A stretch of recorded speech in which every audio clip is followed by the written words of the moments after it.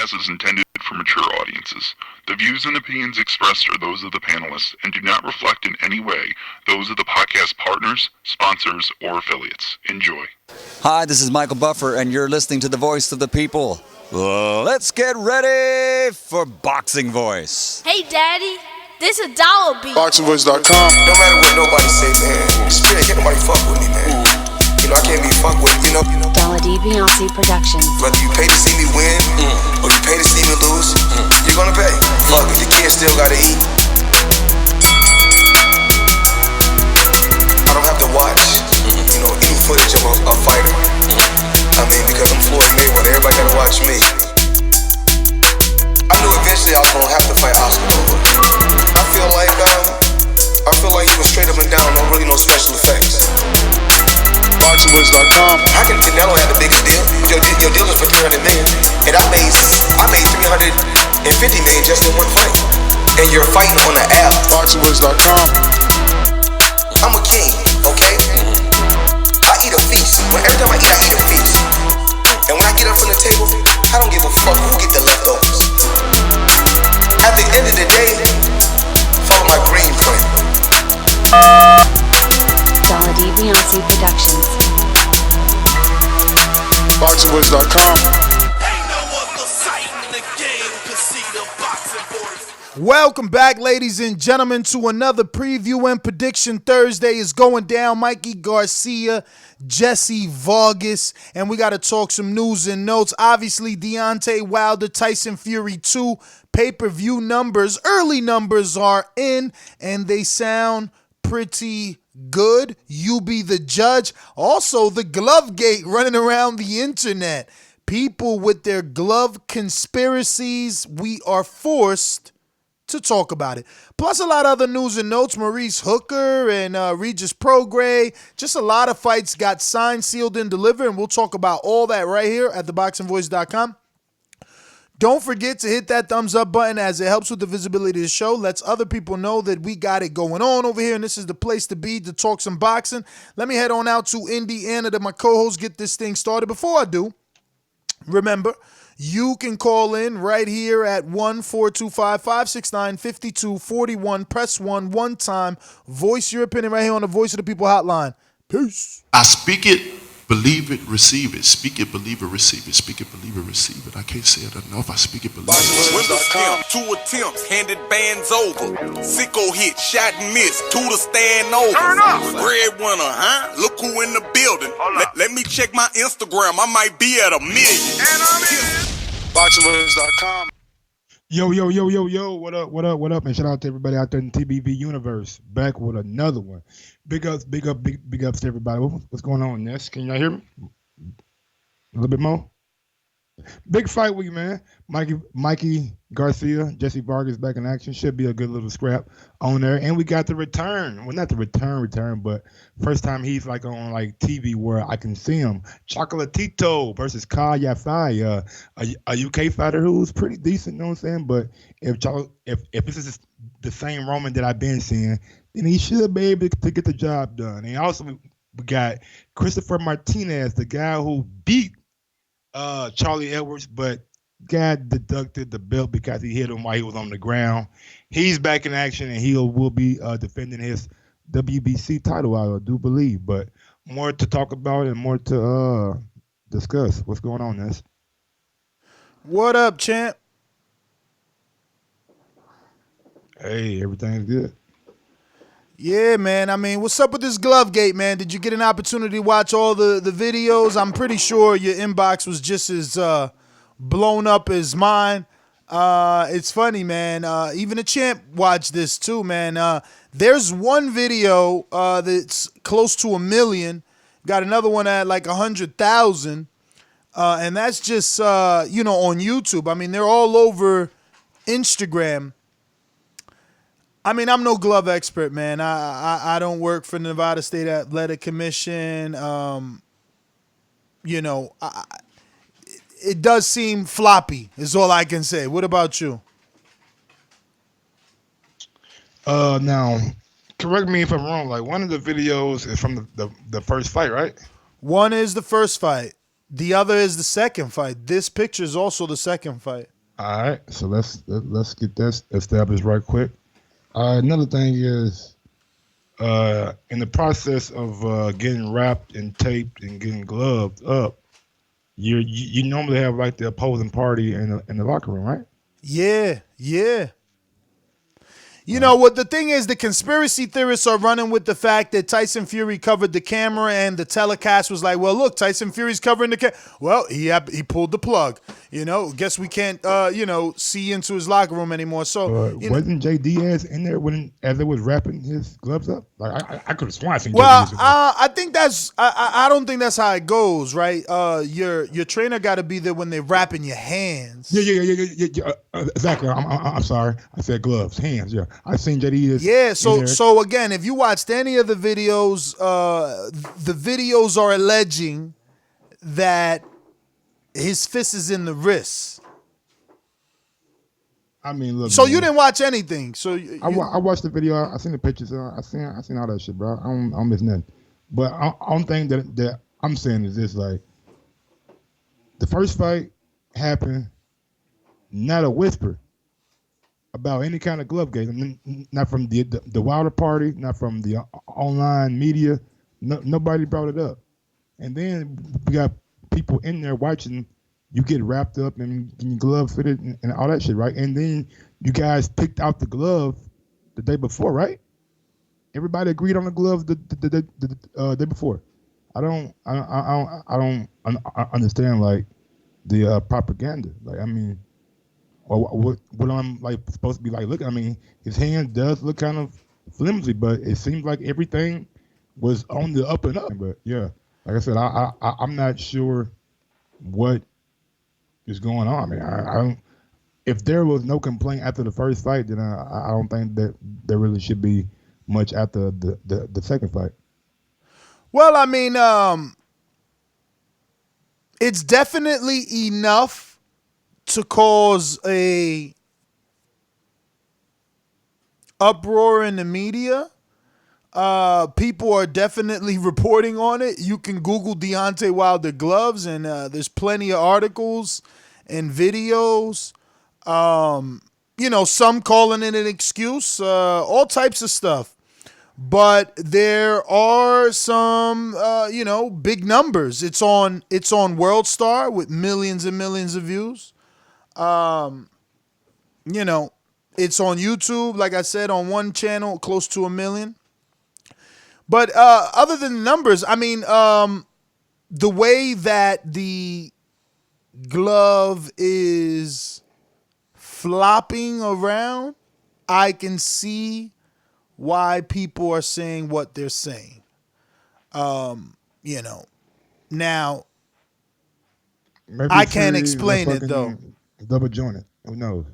Yeah, look, again, we're reporting on the fact that the world is coming up with this conspiracy, right? But like, it's like you said, it's kind of hard when you should have Nevada in the room. They have to come and then sign the glove too. So like they sign your wraps once that's done. Then they, sign your glove once that's, strapped up and they tape it on. So look, man, I felt like we had to bring it up because we've done 3 shows prior to this one and people keep bringing it up. Everybody's calling in. Have you seen it? Did you got to watch it? So we watched it. So did the champ, though. It is fishy. It looks weird, you know what I mean? Your hand is flopping like a windshield wiper, especially when your wrist is taped up for protection. I mean, it's just, then you got a brand new glove. You got to remember, these ain't broken in gloves. So it's like, how is the glove turning in the opposite direction when it's brand new? But, yeah, man, I wanted to touch on it, obviously, because we've gotten so many questions and DMs and all this stuff about it, man. It is what it is. But, yeah, the glove gate. I think that's when you know the fight is big, man, when there is so much, swirling around it, Yeah, man. Sure.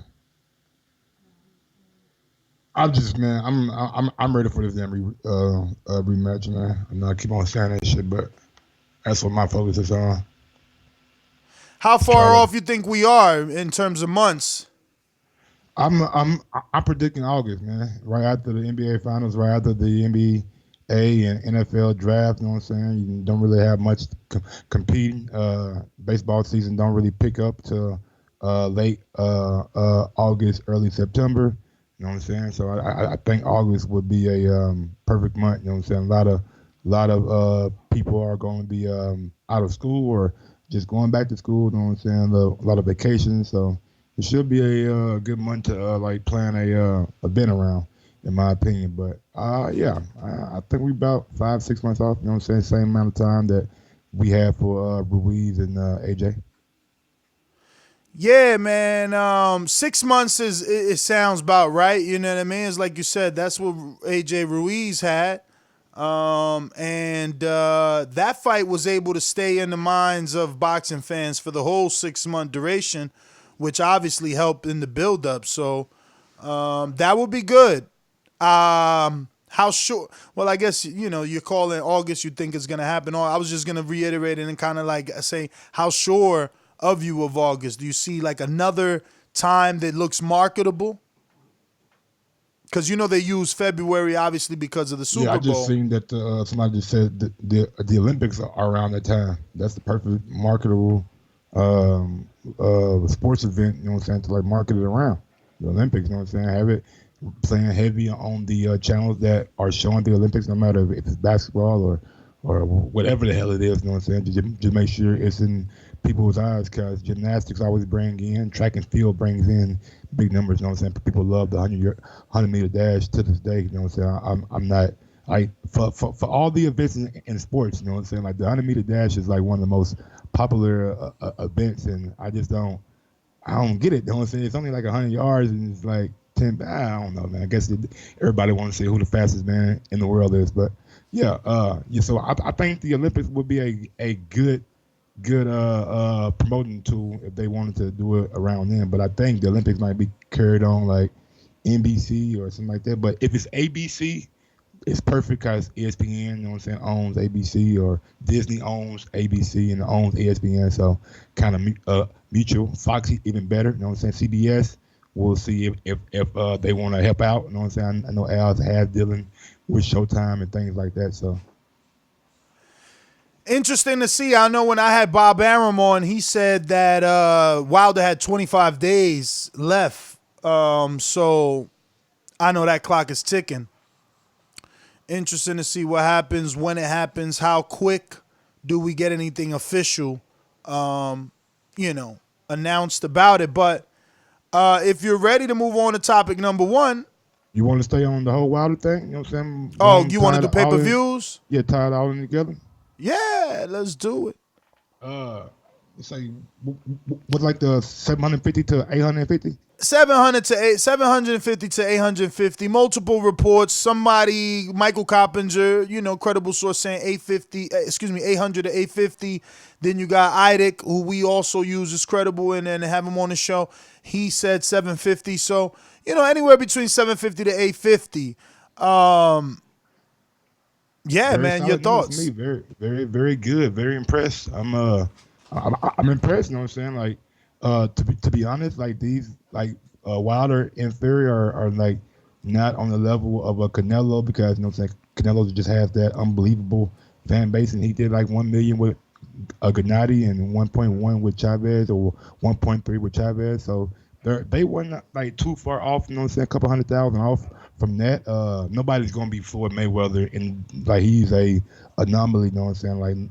Like his numbers have not been duplicated, and they probably will never be duplicated again. So I think 750 to 850 is very, very solid for two dudes. You know what I'm saying? Just now starting to break into that mainstream market. You know what I'm saying? I know it was a lot of marketing dollars behind this fight, but I think those marketing dollars did well and went the right place. And I think with all the controversy now and the glove gate and all the extra coverage that's been on this fight, I think if they chose to do it again, it might topple 850. You know what I'm saying? It's a lot of intrigue. A lot of people are talking about it. I know a lot of people saying, I don't want to see a third fight. Wilder got beat up and this and that. But I think, you know what I'm saying? Like, if you put it back out there and people see the first fight, second fight, and they consume it and they are convinced of a grudge match, can this guy do it? Like, we see Mike Tyson get sailed over and over again after he was losing. You know what I'm saying? So it still has that markable thing for me. Yeah, man, we gotta see. Look, having Brad Goodman on today, he basically said it like, you know, you got to build a fight like that. So I'm pretty sure they might go separate ways now, because Bob has dealt with Eddie for Ramirez and Hooker and just other events. I wouldn't take that chance, because maybe Bob, you know, he said he would, but are they going to be able to throw AJ in that contract? Are they going to be able to? I don't throw AJ in a contract. Yeah, because imagine. All right, let's hypothetically assume. Walk down the street with me. They, you know, Wilder doesn't go into the rematch. Somehow Bob Arum, Al Heyman sit both fighters down. Both teams say, look, promotional reasons, it's better to do it again in the Super Bowl. Let's wait till next February. Cool. Now that means both men got to move on with their life. Wilder gets a tune-up. Fury gets a voluntary. Fury gets a mandatory. Fury gets an undisputed unification. So if Fury gets an undisputed unification, is Wilder's legal team savvy enough to say, look, you know, rematch with Fury in the future? If he loses to AJ, you know, we got a shot at AJ. Like, you know, both parties sign off. Now that's reaching. But, you know, if you're AJ and Bob, because I seen Eddie, I seen Frank Warren, they want this fight. They're UK guys. You know, it is something that you have to say, we might not get this opportunity again. For it to be two British dudes and all the belts here in the heavyweight, we might not get it again. So maybe in the future, you know, Tyson starts edging Bob. Hey, look, you know what? This does mean something for my legacy. Let's get it done. They pay step aside money, you know? At what point in time, because I think Deontay, like, not taking step aside money at all, but at what point in time, if you are advised of Deontay Wilder, at what number do you say, y'all offering that? I don't know the number, but I'll tell you this. If they convince him not to do it immediately because it's financially beneficial, he's accepting step aside money. Like, that's just the way it works. If they say, bro, we not going to do it in July, you know, he could obviously say, no, I want to fight. But, I mean, the networks also, everybody got to come into play.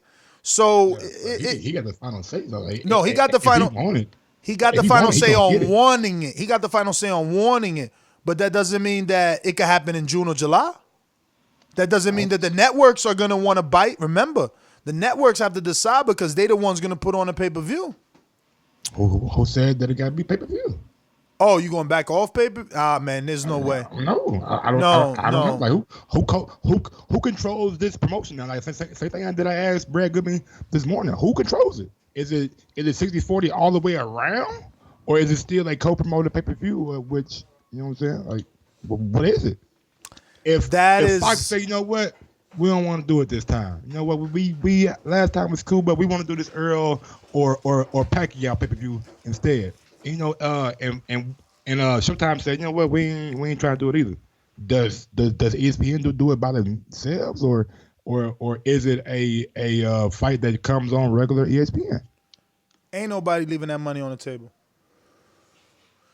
They clear with 800,000. They clear what, like 70 million?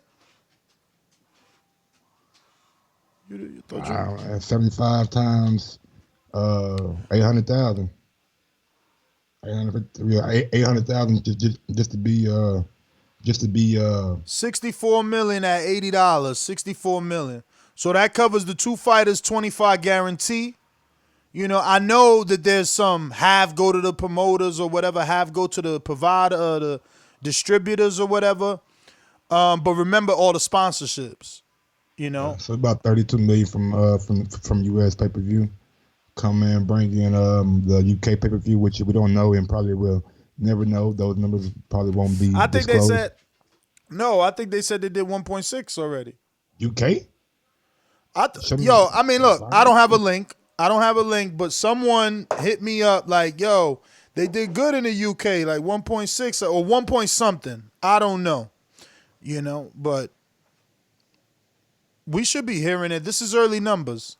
Yeah. You know, this is still early numbers. There's nothing official yet. So we should be hearing UK numbers. And they do well. They do well over there. You know, the fight did well. With the promotion it had, I'm expecting UK numbers to well be over 1 million. Easy. But I'm going to be honest. No one is saying it, but I don't know that this is a good number. You know, there was a lot of promotion in this, right? I mean, he said 2 Super Bowl commercials are 11 million and you only made 64 back. So you spent 22 mil to make 64 plus whatever other marketing dollars? I don't know. It's a good number when you look at the grand scope of things, right? Check this little bit of information. Shout out to our listeners, man. Hopefully I'm not reciting fake facts, Mike. PBC on pay-per-view since December 18th. Wilder Fury 1, 325 buys on Showtime. Pacquiao versus Broner, 400,000 buys on Showtime. Spence versus Garcia, 300, 325, 345, whatever you want to roll with on Fox. Pacquiao Thurman, 500, 600, whatever you want to roll with on Fox. Spence, I thought Spence Garcia and Mikey did more than 300. What they do? What you heard? I thought it was 325, 350. Somewhere around there, maybe a little bit less. Spence Porter, 325 Fox. Wilder Ortiz, 275 Fox. Wilder Fury, 800 Fox ESPN.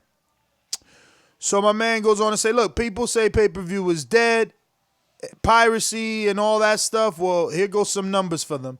Mike Tyson had 14 pay-per-views. How many of those you think he did over 1 million? Mike 7. Tyson. Oh, he sent it to you too? I've been having this debate with people press. Mike Tyson, a lot of people stopped buying it because they were over. As soon as you know what I'm saying, start playing, so you waste money.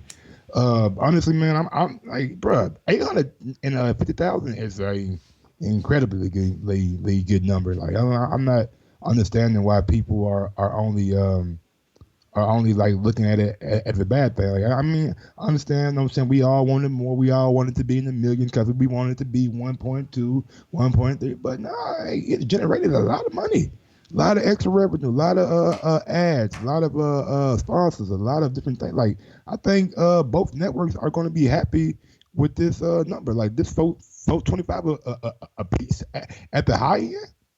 That's good. I don't know, man. When you got the promoter wishing it does 2 million, then you got, Tim Smith, Al Heyman's right man, hoping it does 1 million.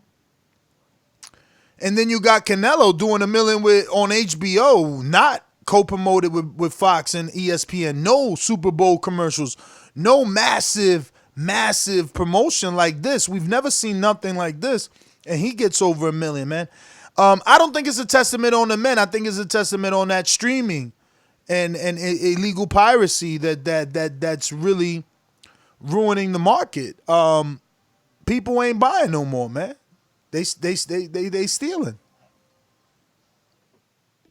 I mean, that's probably the possibility too. But I still think in this day and age, with that piracy, you know what I'm saying, 850,000 is incredible. You know what I'm saying? Like, it's tremendous. No, look, if we comparing it with this generation's pay-per-views, like all I read off, Wilder Fury is the highest. Only thing come close to that is Pacquiao Thurman, and Pacquiao's a legend. You know what I mean? So, they definitely standing on their own. Oscar did 19 pay-per-views. How many you think were pay-per-view over $1 million? Over $1 million, Oscar? He a golden boy, so about 9. 4. Oh, wow. 4 out of 19, bro. Yeah. Now, what about Canelito? How many pay-per-views you think he did off head? Don't count them. Just boom. What number comes to mind? 7. 9. How many of those you think are over $1 million? 9. Damn, you think all his shit's? Nah, he 4 out of 9. 4 out of 9? 4 out of 9.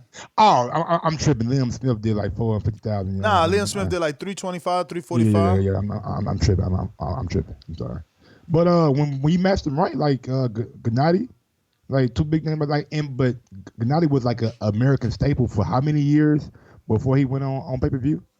Fury is not really an American staple. Like he on ESPN Plus. But that shows you the reach of ESPN and Fox.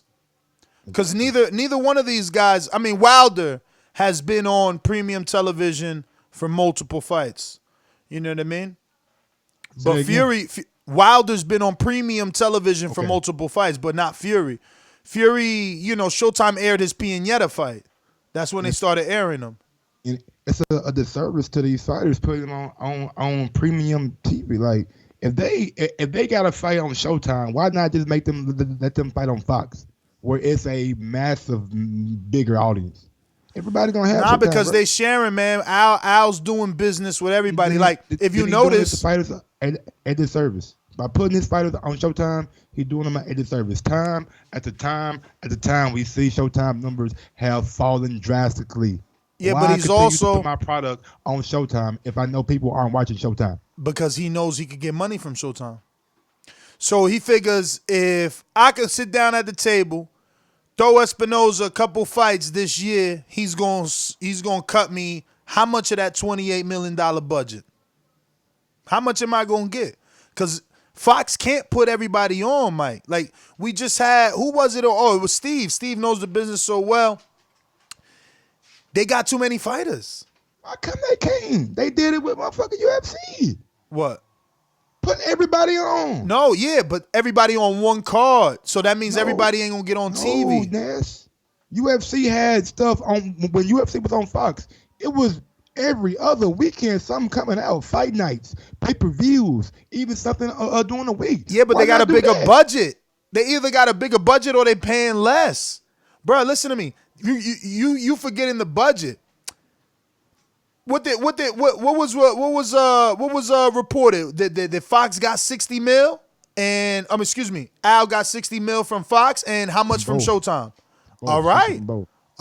And how much do you think they ran through already? They gave Wilder allegedly 20 for Brazil. I mean, bruh, they ran through it. 120 million for 200 fighters. Rough math, Mike, $1 million a pop. Oh shit, I only got 80 left. But nigga, that ain't really like. I mean, the top 5-6 fighters gonna have like majority of the money. And if you have a nice little middle, then everybody else ain't really making a whole lot. I hear you, but rough math, 200 fighters, $1 million a pop. He only got 80 left, bro. And that ain't got nothing to do with all the other expenses. Hotels, flights, press conferences. All that comes into play. Now, that ain't straight out the Showtime and Fox budget. Obviously, it was sponsorships, endorsements, people that want to be seen on TV, O'Reilly Auto Parts, all that shit. Corona, that's where this money comes from. Fashion Nova partner, man. Andy Ruiz, baby. Shout out to it. Yo, who coming to Texas? I'm going to be Fashion Nova out. I can't wait. You ready, huh? What? Ready, huh? I'm partner. I'm partner. Let me find out you got a motherfucking Fashion Nova page. I'm partner, B. I'm partner. Fashion Novi. Let me see everything. We touched on the pay-per-view numbers. We did the glove. We did Okay, we already did all that. Any more aftermath that you seen that you thought exactly? And there's Allen Wilson. Fox is only paying $60 million a year PBC. They can't put Wilder on Fox when he's making $20 million. That's 1/3 of the budget. Fox was paying UFC. He said Fox was paying UFC $150 million a year. Damn. And that still ain't a lot of money because you think about it. You got guys like Keith, Sean, and Danny all in 1 year got $2 million on paper. Pop, pop, pop, pop, pop. That's 6. Then you got Wilder got 20. Gervonta at least bringing home 1.5, 800,000. His money being spent out there. Then you got all the Spanish dudes he got to keep happy that, Plant getting over $1 million already. Got to be. Nah. As a champion? A fight? A champion? I seen Tony Harrison just made $500,000 his last fight. Yeah, Tony Harrison also don't got the numbers of Plant, also not undefeated. Put that on Fox. What? Man, One Tony fight. Tony Harrison and Charlo did the second biggest event next to who? Caleb Plant. No, Thurman. You talk about on FS1, on Big Dog Fox. Okay, but that's one. Back-to-back years, though, Ness. Back-to-back years. Mike, that's one. Caleb Plant got 3 fights that broke records. Bruh, he did back-to-back years, both times over $1 million. First time was even more than the second time. So what you saying? Plant ain't doing over $1 million? No, I think he did $1 million on his last one. I'm not quite sure that they broke $1 million on FS1. I know it was the highest boxing event on FS1. I do know that, but I think it was like in the 800. I don't know, man. I think it's insane for us to be thinking that Plant don't makes more money than Harrison when Harrison's. I'm not saying that. I'm saying you said he was a champion. The only reason I brought Harrison up because he was a champion making under $1 million. I'm saying that I yeah, but he was a champion that won the title, right? Plant won the title, then has been defending it. Everybody knows, like, your pay changes once you get that belt. It ain't the same. I'm gonna go ahead and kill it right quick. I don't think Herb made $1 million for Lara. Herb? Yeah, I don't think he made $1 million for Lara. What was that? But that was a unification. Hell yeah, he had to. Herb made $500,000 for Laura. Yeah. Wow. That's what I'm saying, bro. But again, Hurd ain't Plant. Like, they got to do numbers. Charlo was fighting Hatley, he made $150. Who? When Charlo was fighting Hatley, he made $150. Yeah, I remember that. Keep it above. I'm saying, like, just because you're a champion don't necessarily mean you're making over $1 million every fight. That's my whole point. But you still bringing up dudes that don't do numbers, and then you justifying it with one time they did numbers. Like, it's different when you consistently doing numbers like Broner. That's why he been getting the mill. Like, if you doing numbers and you are undefeated champ, your purse is gonna be decent, man. It's gonna be decent. But I mean, the whole point is that the budget is small, man, for all those fighters. That, it don't matter who making how much. What matters is that we feel like it's not enough for all them fighters. Depends on how you structure shit, man. Pay-per-view helps out a lot. You know what I'm saying? If you break even, I guess. You know what I'm saying? It helps out, but Mike, look, man, with the numbers in front of us, that shit hurts, bro. We talking about Wilder Fury 1, Wilder Fury 2, Pacquiao Broner, Pacquiao Thurman, Spence Garcia, Spence Porter, Wilder Ortiz 2. That's a lot of pay-per-views we had to pay for. That's a lot. What is that? 1, 2, 3, 4, 5, 6, 7. Man, don't forget your $100 every year to the DAZN too. How much they get me for? 80 times 7.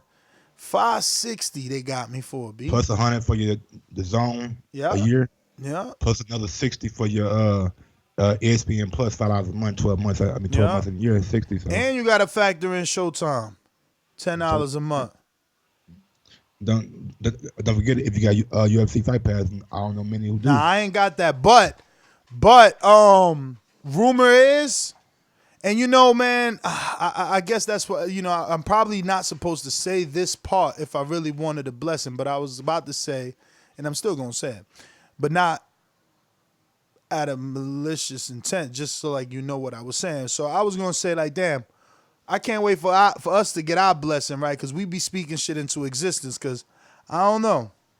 I'm hearing, rumor has it, we might get a certain fight on TV that we wanted, and we might get a promoter who didn't have TV with some TV dates that we wanted. You know what I'm saying? It's only really been one dude pushing a promoter out there to 2 different networks, but Absolutely. I'm just hoping that, one day the boxing guys be like, yo, Mike and Ness, y'all do so much for this sport. Sprinkle a little something to y'all, because my man Junior Fire, Stephen Big Shot, Damon Allen, Stephen Ortiz, all them dudes might be real happy in a couple days, you know what I mean? And it's just like, damn. We spoke it, we believed it, and they about to receive it. So that's good, man. That's good for those guys, bro. That's pretty dope, man. Boxing is small. Good for us too, though, because that's a decent scrap. I hope it lives up to it. I mean, we definitely built it up. Added a little fire to it, yeah. Yeah, we built it all the way up. But I got to get Steven back on now. He might be a little bit too overconfident for me. But so is Steven, though. Steven is confident from a. I guess you don't take it as confidence because he's more from a standpoint like, yo, I can't lose. Like, yeah. You taking it, yeah. But I also take that as confidence, like, like he's like, like, yo, I got plans and this dude's in my way, and But look, the fact that we get it on TV, hopefully, if all the rumors are true, is dope. But yeah, man, let's get on with the DAZN card. We're going to get on to Mikey Garcia versus Jessie Vargas. The face-off took place. The fight is happening on Saturday. Jessie looks pretty tall, man. It's funny how boxing works, bro. Like, when fights are announced,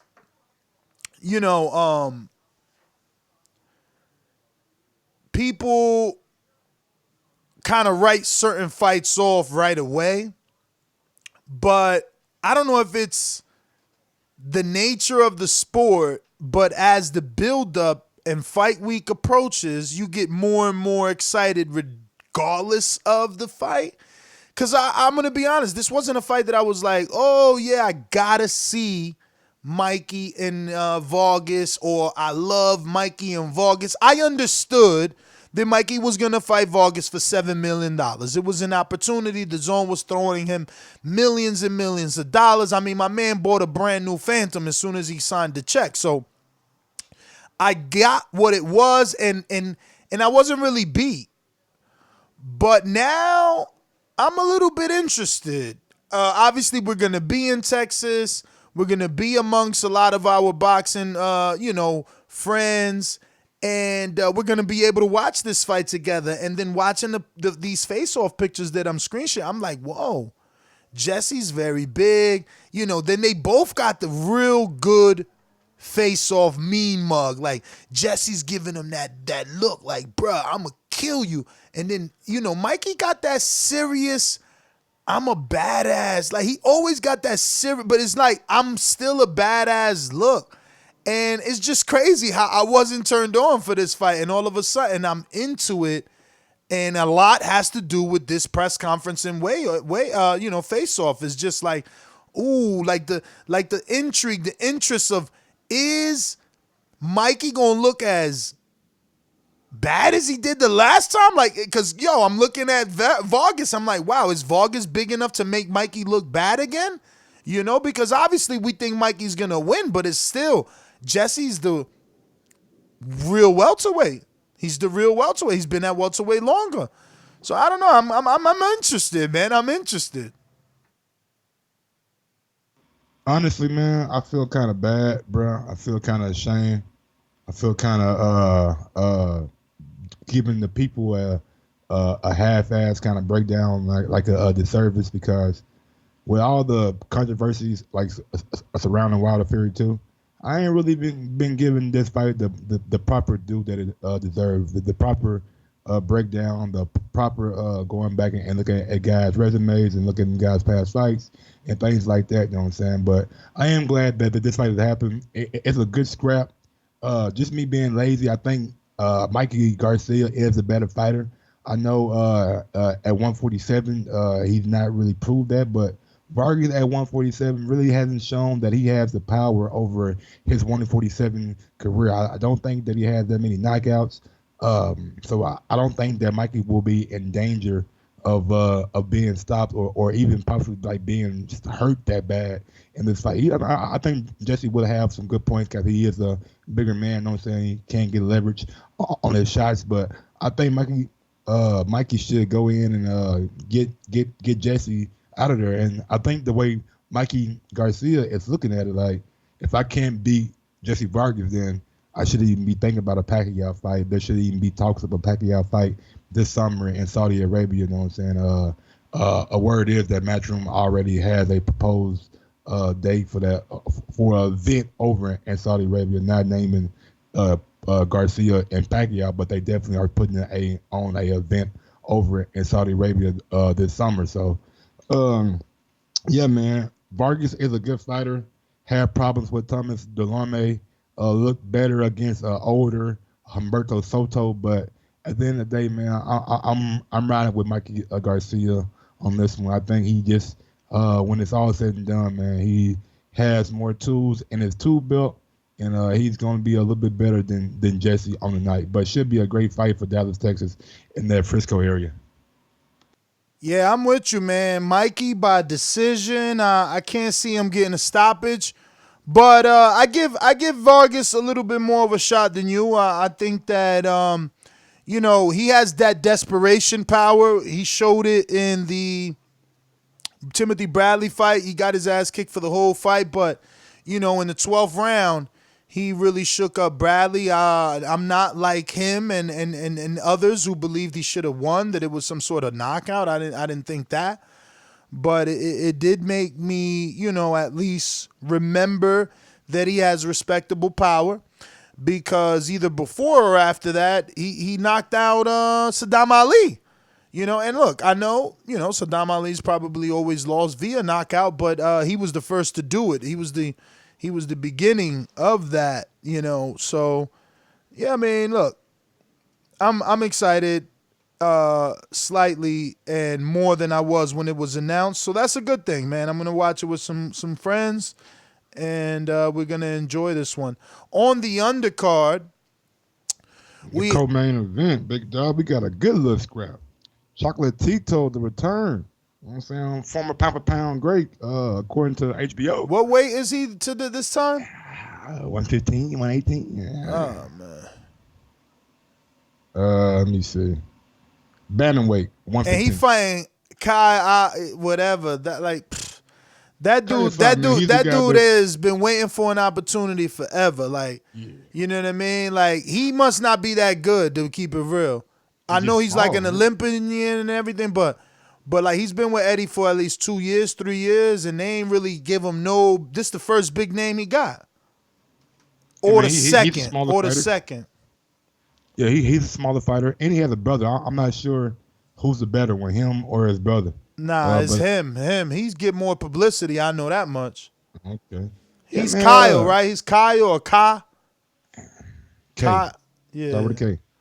Yeah. Cut up. Yeah. So look, I think Chocolatito. I don't know, man. I really don't want to pick this fight, man. To be honest with you, I don't know. I know he's been out, but he had a fight not too long ago, but it wasn't nothing to write home about. So, and I'm talking about Roman Gonzalez. But over time, I mean, who's been in the ring with the better competition, Mike? All right, Roman Gonzalez. Who has the better wins? Roman Gonzalez. So I think that Roman should win this fight, but you know what? Yeah, I'm gonna remember, man. I don't really know no damn Kal Yafai. I've seen him fight like once or twice. Yeah, man. All I know, he's from the UK, man. That's it. But I think he's like AJ's boy. They be trying to. Everybody AJ boy, man. Everybody on Matchroom. Yeah, well, they smart about it. Get that publicity. Man, cool, man. Go way back. But a fight that I'm more excited about than that fight, no, don't get me wrong, Julio Cesar Martinez versus Jay Harris. I don't know. I think Jay somehow got in mandatory, or Julio making his first defense. I don't know, but This guy right here, man, Martinez, is one of those guys that come forward and throws punches in bunches, and he throws them with some evil intent. Last 2 fights, man, I've been thoroughly impressed with him. Thoroughly like to see him fight, and I'm gonna be thoroughly glued into the TV Saturday night for this fight, guys. I am a big fan of little guys that got power, that has the ability to knock guys out, and he is a little guy that has a lot of pop in his punches.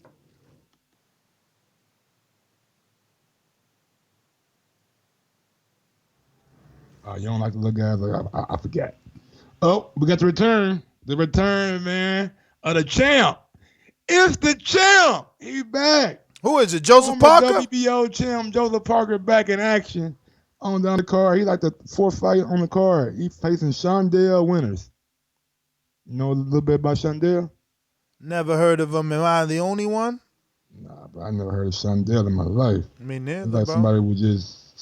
Somebody had a dude named Rod Nail and Sean and just say, hey, put them together. Never heard of him, bro. Never heard of him. I never heard of the dude, but look, man, Joseph Parker should come back and knock this guy out, man. Yo, and you know, going back to that shit, I said that we speak things into existence. He never sent you a check for the Spider Parker shirts. Absolutely, man. You definitely we did right. that shit here. Yeah, we brought that up, and nah, you ain't getting no check, man. You ain't getting no cut, bro. It don't mean that, man. Like I'm just flattered that those guys, you know what I'm saying, watch the show. Thank you, you know what I'm saying, for watching, and just tell a friend about TPV, you know what I'm saying. Don't keep all this boxing goodness for yourself. But how long has Parker been out the ring, man? He just fought somebody. He fought like a little touch back in, what was it, November or September? Like he just fought somebody that he should never fought, you know what I'm saying. But he steady taking like a lot of low level fights, you know what I'm saying. I don't understand, like, why are you taking so many low level fights? Like you had the Chisora fight, you know what I'm saying, as a possibility.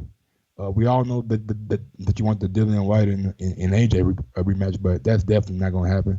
You're gonna have to get like some kind of big win to make. Well, honestly, bruh, people would. I'm telling you, man. Like the shit that other heavyweights from other countries get away with is ridiculous.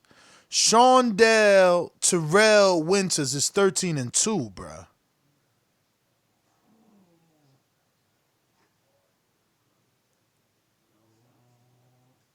13-2, bruh. Okay. He's 30. What's wrong with that? He's 39. He's 13-2, bruh. He's fighting Joseph Parker. Okay. When Gerald Washington 15-0 when he fought Wilder? Gerald Washington and Shawndell Winters at 39 with 2 losses in 13 fights. So how is that the same? Is he some sort of former football player that you didn't tell me about? Because that's what Gerald is. Maybe he is, but he's an opponent. He's a tune-up. He's a guy to get the rust off. Oh man, Alexander Tusalenko knocked this dude out in 5. I told you about Tusalenko, man. We about to start seeing Tusalenko because he with. Ooh. Oh shit! No way. He beat somebody you know. He beat Alexander Tusalenko. He knocked him out in 5 last September. Hey, Kel was so high on Tusalenko until he seen it. Like, no, bro. Hey, Shawndell. So hold on. If he actually coming off a listen. Real quick, please rewind for me 30 seconds ago. If you would have known that Joe Parker was fighting, what's his name again? Tusalenko, would you have been excited? I would have been like, oh shit, this is strange. He's fighting this undefeated prospect. Hell yeah, hell yeah. But now he's fighting the guy who beat him. Who's probably a little bit more credible now. Cause he got that win. I don't know though. I'ma say this: old boy coming off 2 knockouts. He coming off that knockout of a that was a heavily touted prospect. That's crazy, bruh. Bro, you sound shocked. I am. Yo, he's Ukrainian. He's fucking tall. I can't believe it. What? But I mean, look, it's boxing. You get caught, man. You get caught. Damn. Damn. Nah, look, cause I told you when I told you about Teslenko, he had already beat good names like Fabio Maldonado. He's about to fight Carlos Takam this week or next week. This weekend. This weekend. All right. He beat Avery Gibson already. He beat a few names. I can't believe that shit. He just got knocked out by someone I never fucking heard of. Unbelievable. Yo, that's the problem right there with boxers, man. This 39-year-old dude, man, revives his career because he was coming off a loss when he knocked out my man. You know what I mean? Who else? He lost to Brian Howard. Who the fuck is that guy? He was busy in 2019. He had 3 fights in 19, man.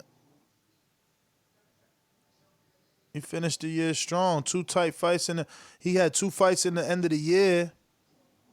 Bro, this dude's he's not even heavyweight, bro. Shawndell not? No, Shawndell is not a heavyweight, bro. He's weighing in under the heavyweight limit. My man coming in 204, 203, 196, 205, 196, 193, 194, 179, 200 and quarter.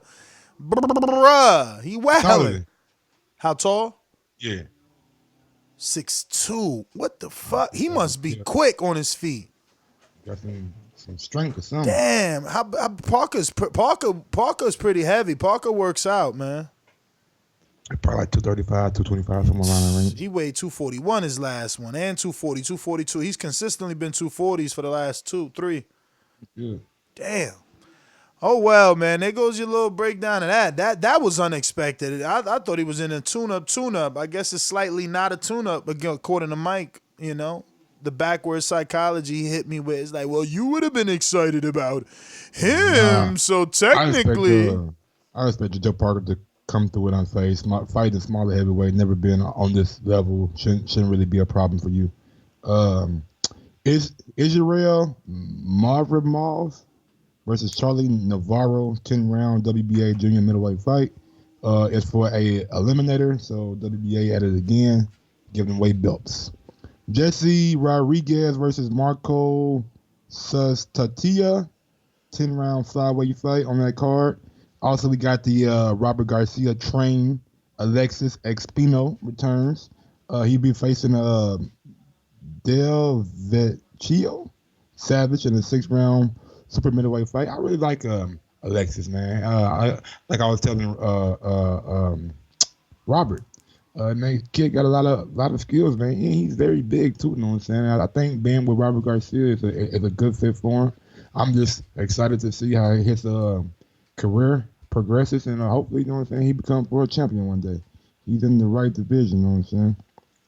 Also, another kid that I like, Diego Pacheco versus Oscar Rojas in a 6-round super middleweight fight. Diego Pacheco he's tall, he's big, he's strong. He's going to be a problem in the upcoming future, you know what I'm saying? Like, Eddie got a lot of those guys after the 2016, you know what I'm saying, amateur program or amateur whatever you want to call it, and he really been putting those guys on front stage and really been giving those guys like a lot of TV time. So I'm glad that I get to see Alexis and Diego Pacheco.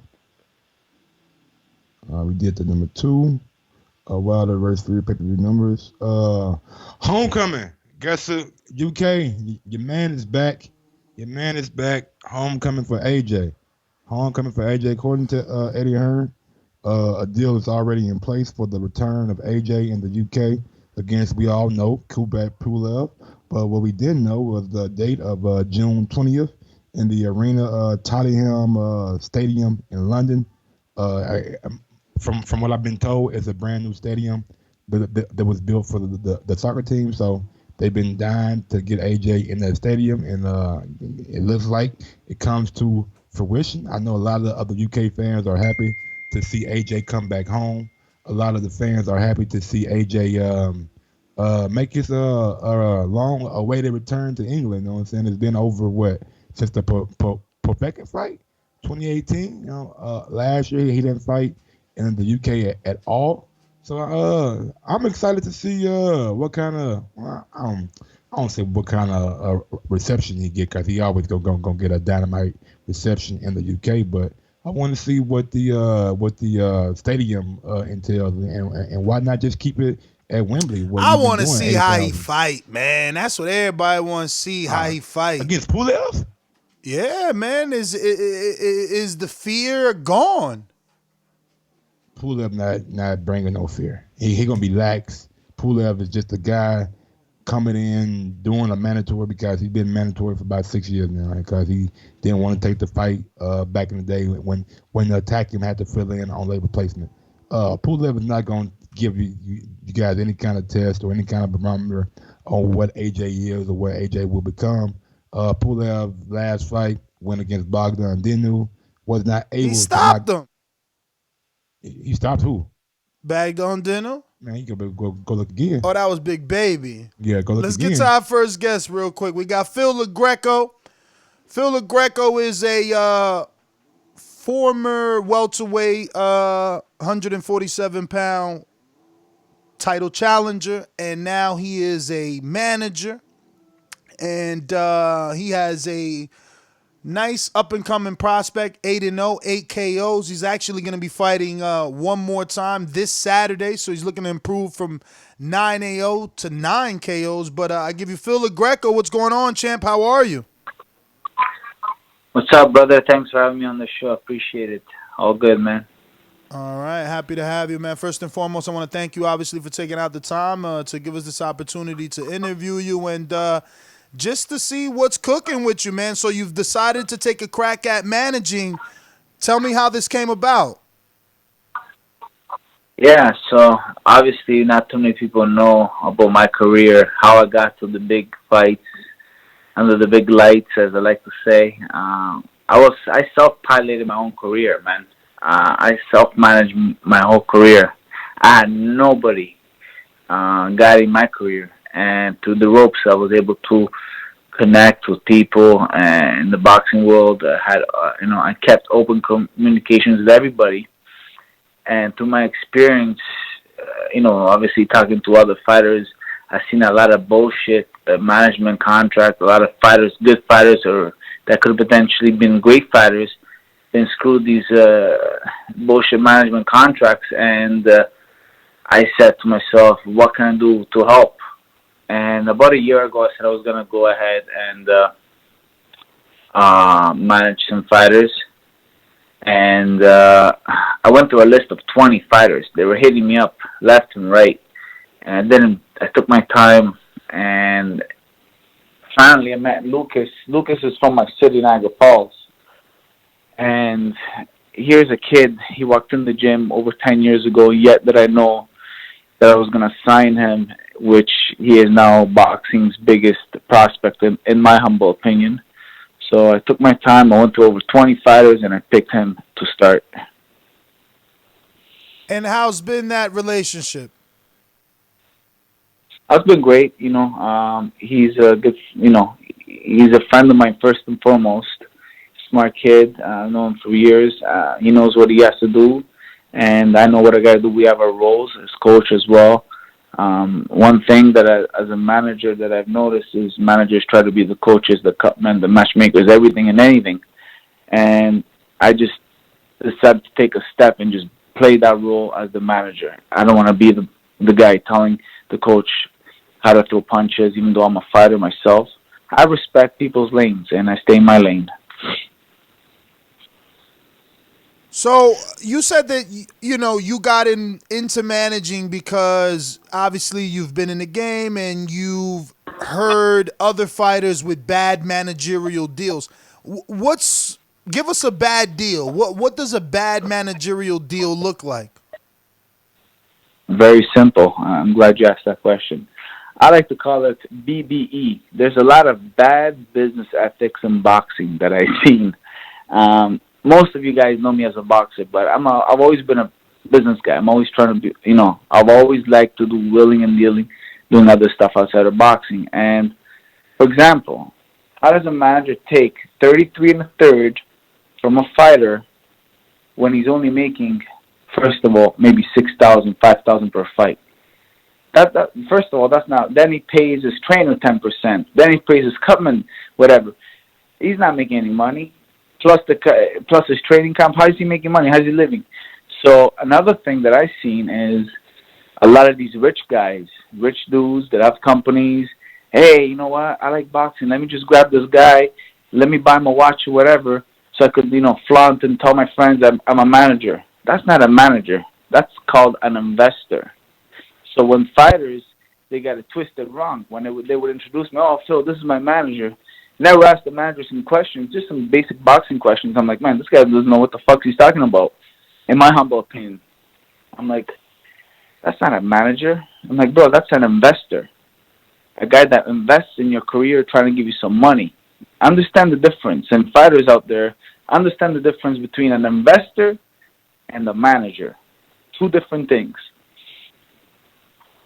When you're looking at your fighter that you have now, are you wanting to like add more fighters to your roster that you manage, or do you just want to have your focus primarily on him?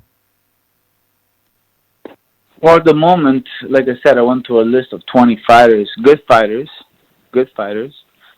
Some of them were undefeated as well. But I look for the yes or yes factor. And what is that? For example, Lucas Body. Can he hit? Yes or yes? Yes. Is he smart? Yes or yes? Yes. Can he box? Yes or yes? Yes. He's got to have all these yes or yeses for me. And he had that, so I got excited. I'm like, this is the guy I want. So I'm taking my time. I'm looking for talent that I believe I can take at least to my level and even greater.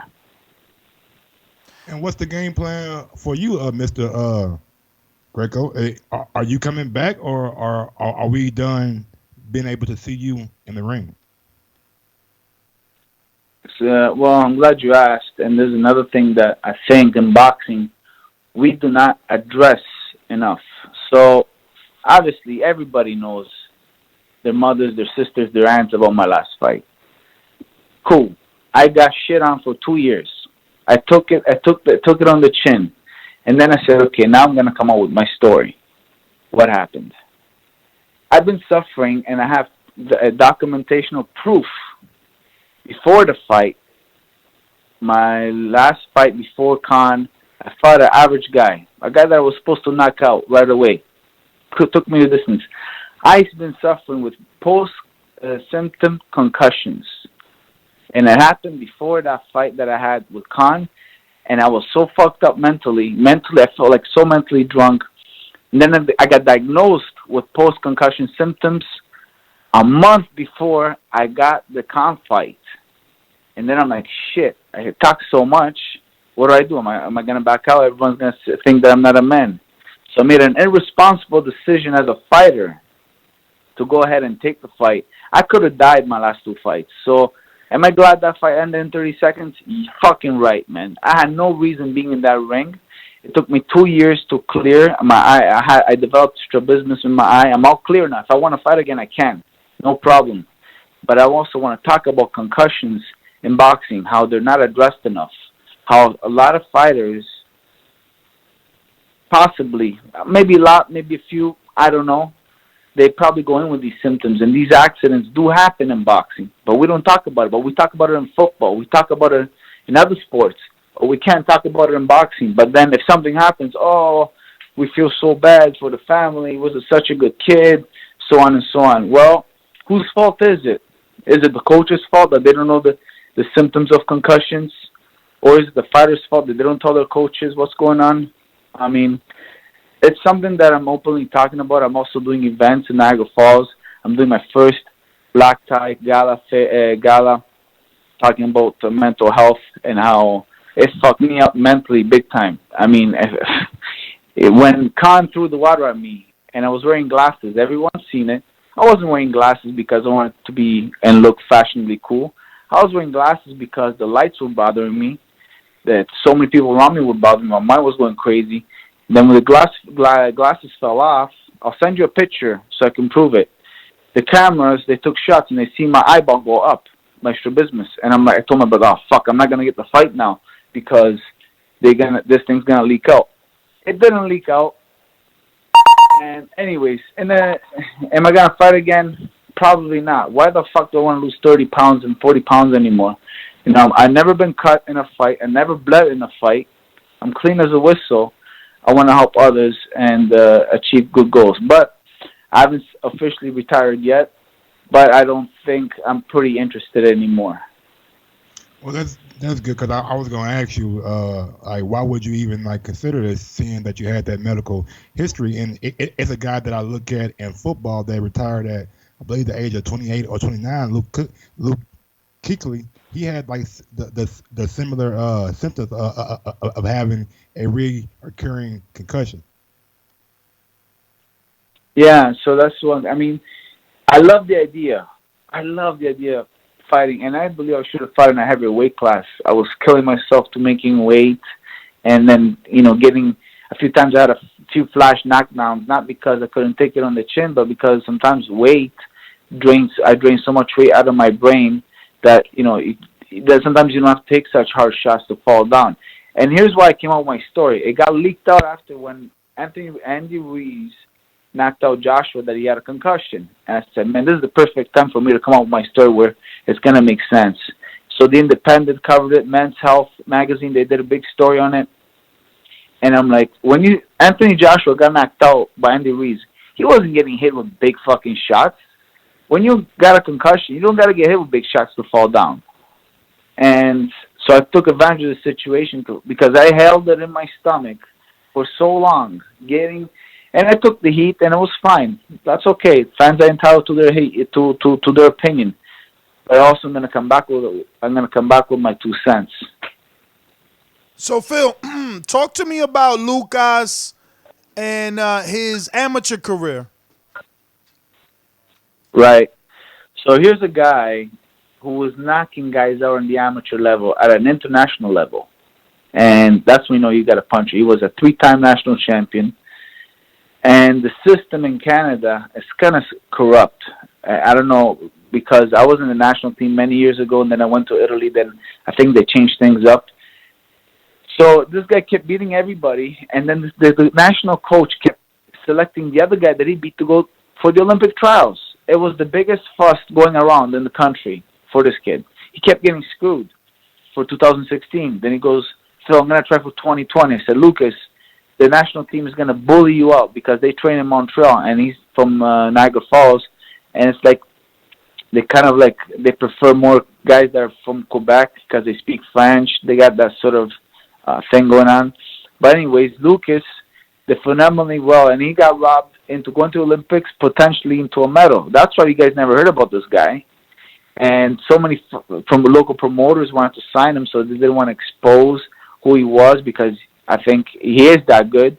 And finally, when I signed him, right away, all the right people in boxing, all the promoters, all the managers know about him now. All the people that need to know who somebody is in boxing, they know about Lucas. So what's his amateur record? How many fights? I think he's like 95-10 or 95-12, but he fought at international level half of his fights. So these are real deal Holyfield fights, as I like to say. He's not fighting, club shows or whatnot, right? So, and he was knocking guys out. I mean, this guy, when he came to his fight, I don't like knocking guys out because I love knocking guys out. I told him, but I also seen that he can box. I mean, when I went to see him spar, I'm like, let me see him spar. Because, right now he's not fighting great opposition until May. May he's fighting for 2 belts. We're going to get him, we're doing a show in Niagara Falls. We're going to try to get him 2 regional belts. So he could be in the top 15 off the hop. Because he wants to fight guys like Lomachenko, guys like Ryan Garcia, guys like Gervonta Davis. And he sees himself beating them. Actually, he's on his way to Mexico right now. He's at the airport. I could try maybe 3-way him, and you guys can maybe chat with him if you guys want. But wait. So he's trying to fight at 135 because he looks heavy. He's at 144 his last fight. Nah, that don't mean nothing. He's gonna come down. Okay, so this guy's flying to Mexico to get fights. Then he's flying. He's in Canada to get fights. He's going everywhere. Basically, he's taking anything that he can get.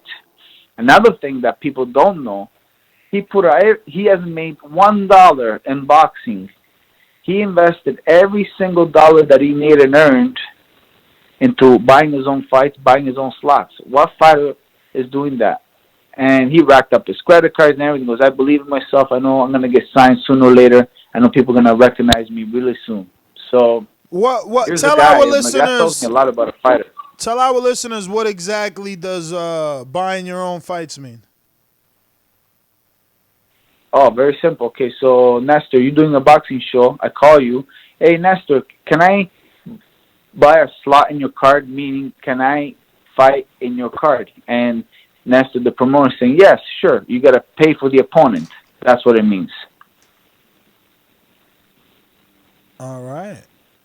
And how much does that usually cost? So basically, he had no investment, right? He had no investment, and basically he's paying for his opponents, his flights, and everything.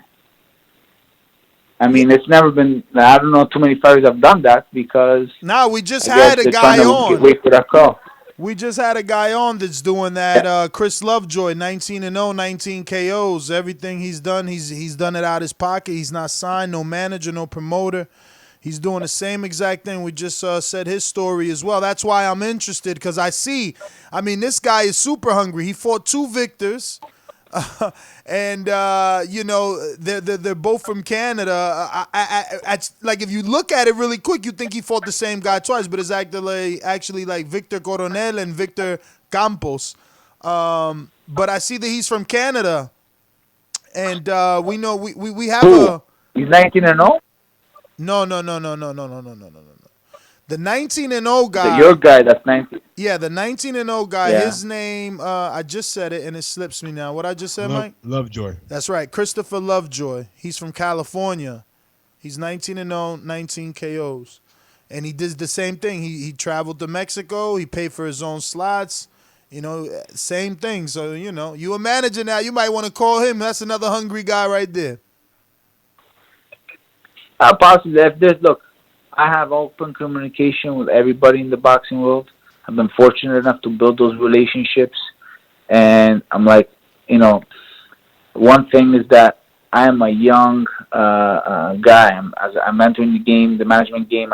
I'm only 35. So what does that mean? I got a lot of fuel, and I got a lot of energy, and I got a lot of ambition, proper ambition, positive ambition towards these fighters to go ahead and make the extra calls and try to get them the right fights. And I told Lucas, I'm going to get you big fights, big nights, big lights, bro.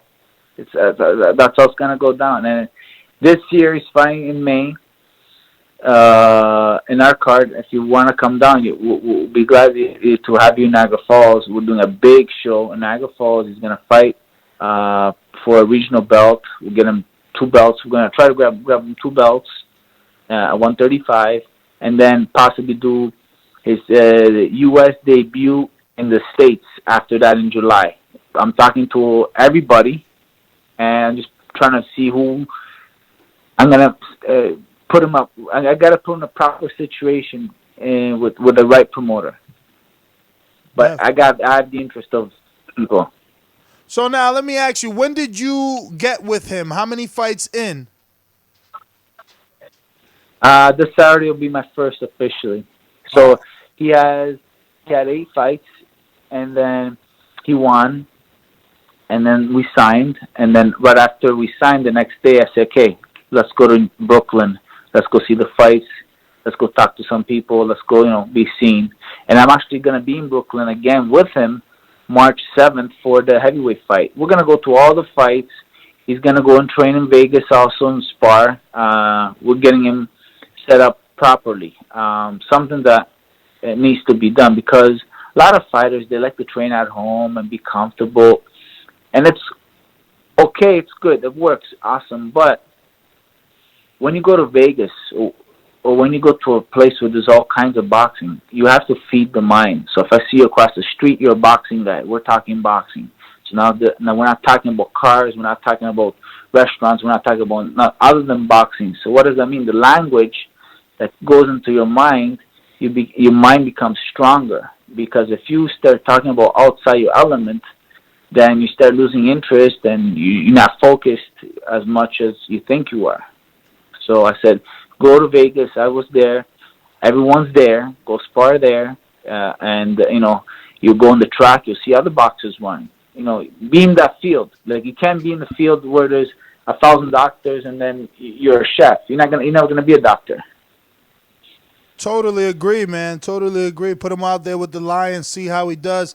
So listen, so the days of him paying for his fights are over now that LaGreco management is managing him, or did he pay for this last Mexican fight as well? Well, we have our own deal now. It's a lucrative deal that we have, him and I. We're gonna do a lot of great things in Niagara Falls. Also, it's gonna be very lucrative. We're working on something very big for the East Coast. I think the East Coast is gonna benefit a lot for what we're trying to accomplish. For example, you're East Coast guy, right? Where are you from? New York? Yeah, I'm tri-state area. Okay, so let's put it this way. Have you ever been to Niagara Falls? No, but that's Canada. Okay, that's Canada. It is Canada, but it's just, for example, people from LA, when they want to do a getaway, they drive down or fly down to Vegas. Yes or yes, they do, right? For a weekend. Definitely. People in New York, they used to go to Atlantic City to go see the fights. Now Atlantic City is not the same, so I'm working on something big to attract a lot of boxing here in Niagara Falls. So people from New York can either drive down 4, 5, 6 hours or take a flight and go see the falls, go to a casino, go gamble, go to the club, go to the strip club, to restaurants, and go see a fight. So we have a big project going on. I'm working very hard. But at the moment, right now, Lucas is fighting one step. It's one step at a time. We deal this in tasks. We have a big goal, but we have tasks. So the task right now is this weekend, he's gonna have to win it impressively, and then we move on. Then he fights again in April, and then he gets a 10-rounder against a real opponent in May. And I encourage you to come. I think you'll be impressed with what I'm doing over here, what we're doing, him and I. Definitely, as well, with LaGreco Promotions. Yeah, for sure. I think it's a hidden gem, Niagara Falls. So nice. So and listen, I'm not saying Phil, because I'm from there. I hate to rush you, but I got my next guest, Cameron Duncan, on. If you can, though, give out Luca's social media and your own, and we'll definitely get you back. Obviously, your fight is fighting tomorrow night, so if he gets the big win, we'll get him back since you're not with him, and then you can just come on back as well and give us some more of whatever breaking news you have. I appreciate you having me on, man. I really do. Thank you. Thank you. And give out Luca's social media, brother. You haven't even said that one time. We need that for the people listening. I'll get him to hit you up. I'll get him to follow you right now. Yeah. Oh, you don't know it by heart? I was just wanting for the people to follow him. You know. Oh, Lucas Body. At Prince Lucas Body. Let me see. It's actually Prince Lucas Body. It's actually Prince. I'll screen share it. I got it up right now. I'll show them. Once again, Phil LaGreco, ladies and gentlemen. Phil, thank you for coming in. Phil LaGreco, from welterweight contender, title challenger to boxing manager. We're going to go out to manager turned promoter, Cameron Duncan. Cameron, how are you? How's everything? Hi, how you doing, man? I'm good. Everything's good. Happy to have you. Sorry that things, didn't work out. We didn't get you a little sooner, but everybody wants to talk Jaron Ennis. What's going on with Jaron Ennis? What could we expect? I guess we'll start there. He's going to fight here real soon. Another 6 weeks, 8 weeks, something like that. We're trying to I talked to Stephen Espino's a long time last night, and we're going to iron out for him to fight here very quickly and then fight again in early summer and just keep him busy and keep him out there and moving up the rankings and gaining his experience and turning into who I believe is going to be pound for pound the best fighter in the world. I know a few of his acquaintances. I won't call them friends or anything like that because I don't know those personal answers. But I definitely know like Rajan Chance, Chris Colbert, Shakur Stevenson, and they all seem to believe that Jaron is going to win a world title this year. I don't know about that because nobody wants to fight him, and it makes life tough. It's hard even getting an opponent for him, and thanks to Showtime for reaching deep in their pockets to keep him going because nobody wants to fight him. So I don't see that happening that quick, but I don't think it's going to be much longer than that. Now, how far off are we from a Crawford fight? Because we just had Bob on yesterday who said the same thing, that it's hard to get Crawford to fight. And we were expecting with this, big, unprecedented, historical co-broadcast between ESPN and Fox, we could look forward to maybe an Earl Crawford. And he didn't really seem like it was going to happen anytime this year. How viable is it, Ennis and Crawford? Yeah, again, that's not a fight that's going to happen this year. And, the thing that I'm trying to do is keep him busy, keep him on TV, keep him out there and moving up the rankings, like I said earlier. And, yeah, we want to fight somebody. There's no doubt we want to fight somebody. And Boots wants to fight. Oh, boy. He wants to fight them all. So, that's not a question. It's just having the revenue to get them in the ring and to make sense to them. And nobody likes to fight a young lion like this that, doesn't have a big name yet, and you know that, and hasn't drawn revenue yet. So, he's going to be a few fights away from that. But hopefully we're going to find a really good opponent for him by early summer and really do a significant fight for him on Showtime. That's what we'd like to do, and fight a real opponent. Get somebody in there that everybody respects and everybody can see him. Because like he says to me, when he fought in Atlantic City last time, he goes, Cam, they haven't seen, 50%. They haven't seen 25% of what I can do.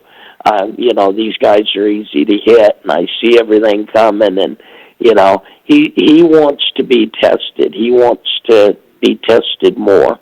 So as soon as we can get an opponent that'll accept him for the right time, we're ready to go. And hopefully that'll be early summer. How's it going, Mr. Duncan? My name is Michael Gross. Hopefully everything's going good this evening with you.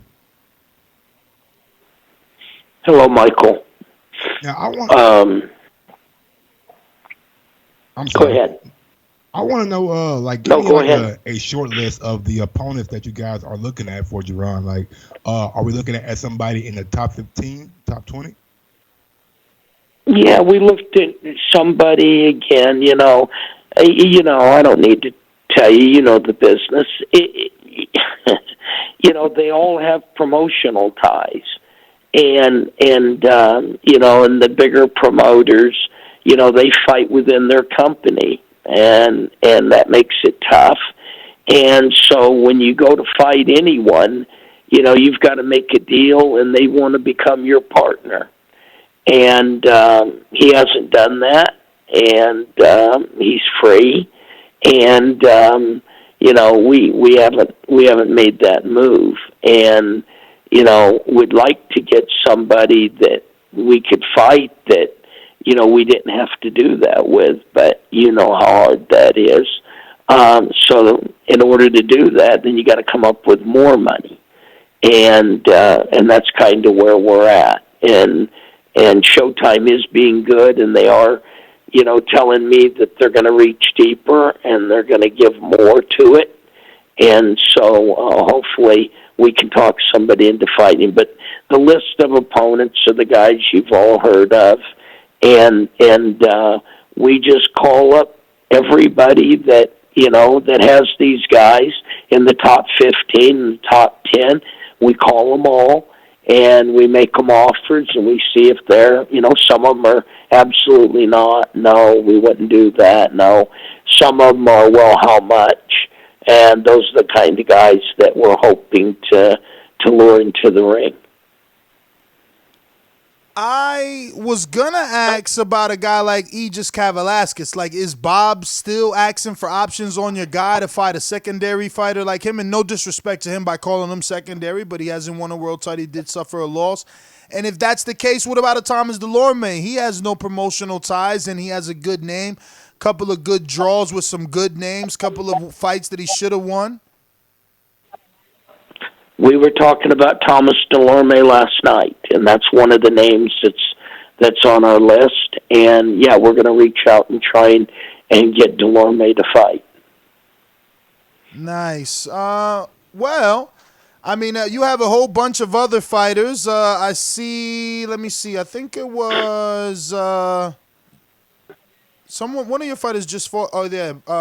Norman just fought in January. Brian Norman Jr. What's next for him? He's fighting with Brandon Lee and with Alejandro Guerrero and with my other guy. They're all four of them are fighting in Minnesota on the 13th, a couple of weeks from now. They're fighting on the Showbox show up in Hinckley, Minnesota. And Brandon Lee's the main event. And the second fight will be Norman. And the third fight will be Alejandro Guerrero. His nickname's Pork Chop. Kind of strange name. And, and then, of course, Joseph Bonus. And Bonus will be off TV, but the other three boys are all on television. I was going to ask you about Brandon Lee. Was he going to be on television this time? And you said he's the main event now. So what was the thought process from having him show his highlights on the live telecast, now making him a main event on Showbox? And he's skipping 8 rounders. So he's going straight from a 6 to a 10. Wow. Yeah, that was supposed to be an 8-rounder. Didn't turn out to be because he blew him out in 1 round. But that was supposed to be an 8-round fight, and I don't know why they announced it as 6. Something with the commission there.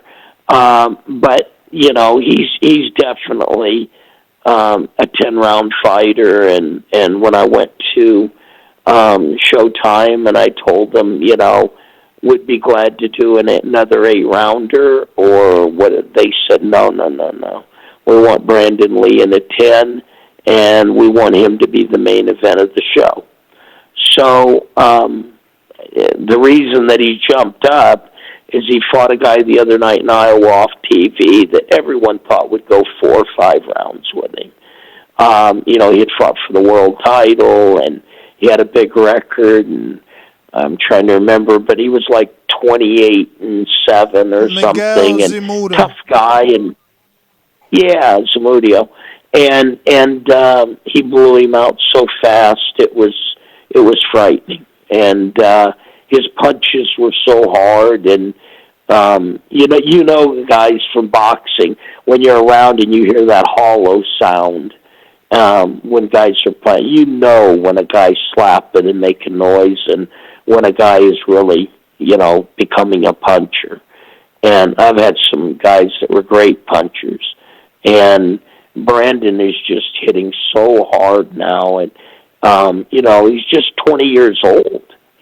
He's a kid, and so that's what me and the dad Bobby have been waiting for, is for him to grow into his man strength. And we could have done an 8-rounder, but he wants to fight a 10.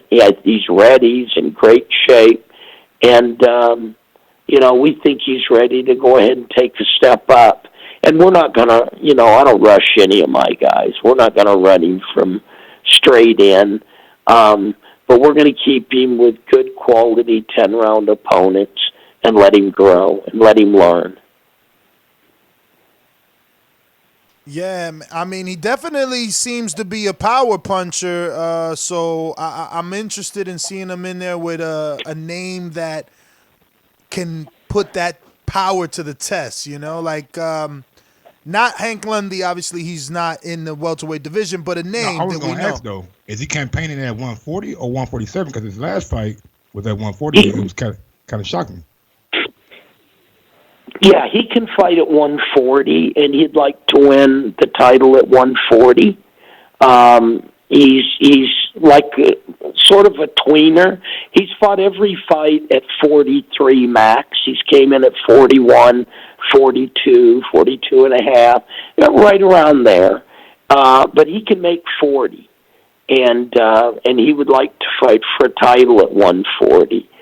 So, it didn't work out on this show to do a title, a minor title, but we're going to do that on his next fight and do a minor title or two, and get him a belt or two in his next fight, and and keep him right at 140, and let him make 140, and let him have a good fight or two at 140, and then hopefully we're in title contention, and we start looking for somebody that he can fight for, hopefully for a title. Him and Ennis both are Ennis is a little closer, but Brandon's right behind him. The difference is they're a couple of years apart in age, and so Ennis is a little bit readier than him. But both of them are going to be ready for world titles, in their next 3 or 4 fights, something like that. They'll be completely ready to fight. Then the job comes, as you guys know, of getting them the title fight and getting them in position to where we can make a deal to fight for titles. But both of these guys are going to be ready, real soon. I do have to ask you, what I'm saying? We got you on the show, so I got to ask you, what was your reaction to Wilder and Fury 2 over this past weekend? I picked Fury to win a decision, and everybody was back and forth, and then I was back and forth. But I had no idea that was happening. I don't think it did. Anybody predict that? I mean, other than Fury. Did anybody else in boxing predict Bob that? Arum actually picked 7th round knockout, but did? Yeah. Wow. I know John. Did he really? He did. God bless him. He was right.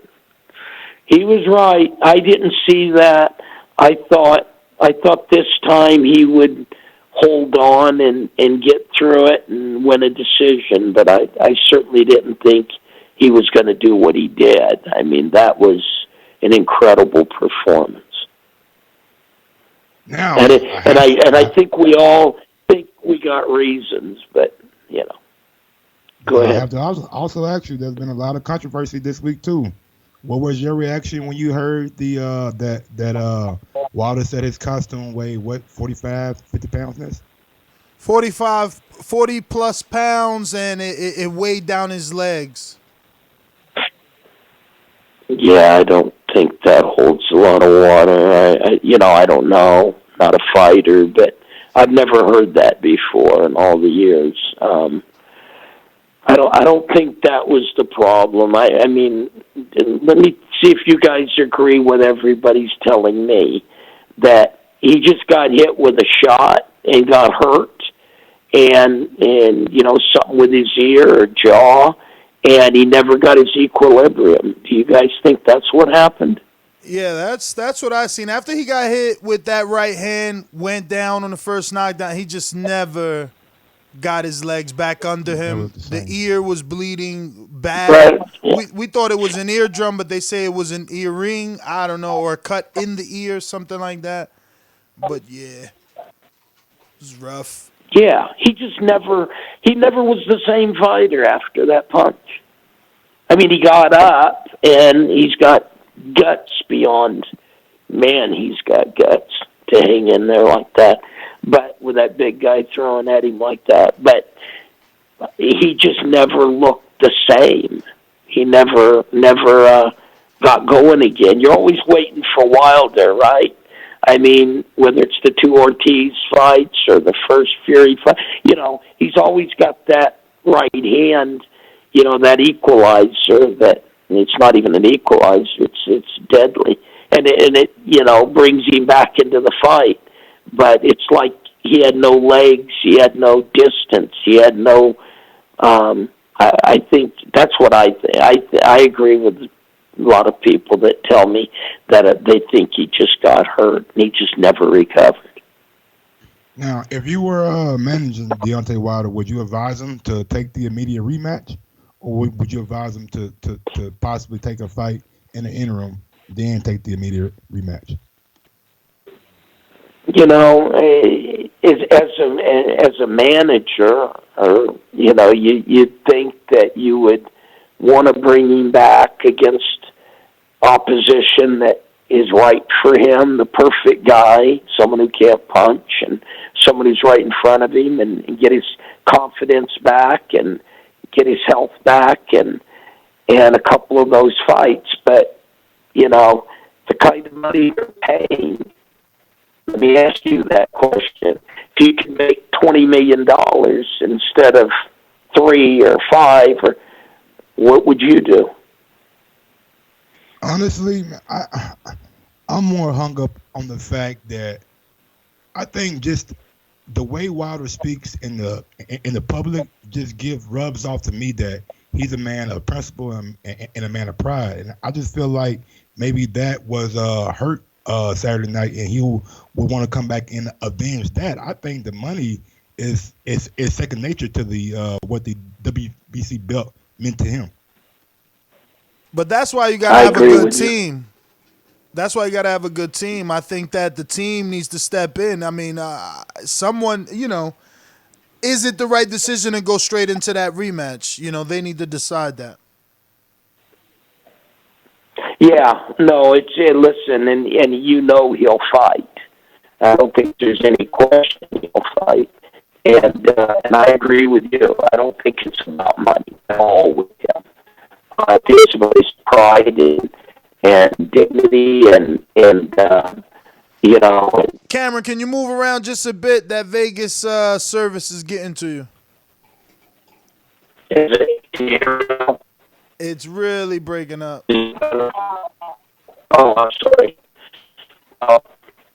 Okay. You guys take care. We can't hear you, Cameron. If you want, call back in, because we can't hear you. You probably can hear us. I can't hear you. Okay. It actually cleared up. Wow. Yeah. Okay. Yeah, it's good now. Any other questions? Anything else? I just would like to know if you think that a fight between Mikey Garcia and Manny Pacquiao, and the only reason I'm asking this question because Eddie Hearn was in the news today, and he was talking about a fight between Mikey Garcia and Pacquiao in Saudi Arabia. Do you think that fight makes sense over in Saudi Arabia, or does it make more sense in America where both of those fighters have a big fan base? Well, I think we all agree that it's an American fight. But again, we don't know what kind of crazy money they're paying over there, and with a guy like Manny, Mikey too, but Manny, it's about money, and there's only so many fights left, so I can't really give you a good answer on that. I don't know what the money difference is. I think it's a very sellable fight here, and it would be great here. I think it's better here, but again, if you're making $10 million more or something crazy over there, then maybe that's the right decision. I don't know. In your personal opinion, how good of a job has DAZN and Eddie Hearn done in his first year at the helm? With who? Matchroom USA, and just as far as putting on events in America, DAZN and Eddie Hearn. How is Eddie Hearn done with who, though? I'm sorry.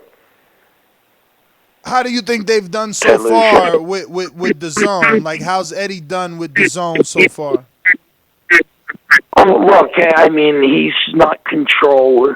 You know, he doesn't have control over, you know, how many homes they do and everything. I think he's worked his butt off, and I think he's done the best that he could. I mean, he just signed little Mark Castro, which is a real good little amateur, and, you know, he signed some really good fighters. I mean, I think he's done well with that. I just think that not being on television, and that's why, you know, I'm a big Steven Espinoza fan, because I think you got to be on TV, guys. I just think the people of boxing are used to watching it on TV. And I think you got to be on television to really get a guy out there, and that's just my opinion. I think Eddie's done a great job with what he's got, but again, he's on an app, and I don't think anything takes the place of television. Do you agree? I agree, man, but I'm older than most people, so I like my cable. I haven't cut the cord. Me either. I still like the cable. So it's just so much easier to just turn it on. I mean, than to get on the computer. They've even made it easier now. Now you could just speak into your remote and it does what you want. You don't even got to press buttons anymore, so I'm really excited. I agree. But Cameron, man, I want to thank you obviously for your time. We do appreciate you coming on. I know you're busy, got a couple of fighters you got to get to and things like that. But if you can, if you want to give out any of your fighters' social media or at least your promotional company, please do so. Once again, thank you for the time. I appreciate it, man. Thank you guys so much. God bless you guys. There you have it, Cameron Duncan. Manager at one point, turned promoter now, and definitely doing his thing. Looks like, well, let's see. So I believe we ran into Box Boy Troy, right? Box Boy Troy. Yeah. I'm going to get him on in a bit.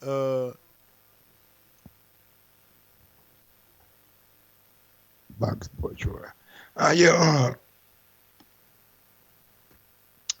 Yeah, man, I enjoyed that interview with Cameron Duncan, man. He's definitely a guy who knows talent, man. I'll tell you one thing, man. Brandon Lee, I can't really say I'm impressed by his fight because I had never seen him fight. They always showing his highlights on Showbox, but it's like earlier on tonight, they'll show Brandon Lee highlights, and they won't even show like the full fight. But I'm glad to see that he caught the attention of Showtime, and they want to make him a Showbox a main event now. So that's good for him. He goes from not being on television, having his highlights shown, to being the main event.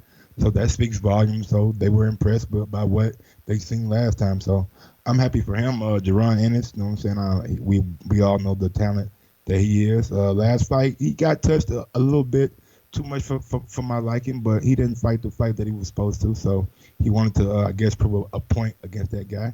But yeah, man, I'm definitely big on Jaron. Gave me an interview back in the day, so big ups to him. I'm ready to see how he navigates his way to a title at 147. It's going to be very interesting to see all these contenders and champions at 147, which probably is one of the deepest divisions in the sport of boxing. It's going to be exciting to see him match up with some of those guys.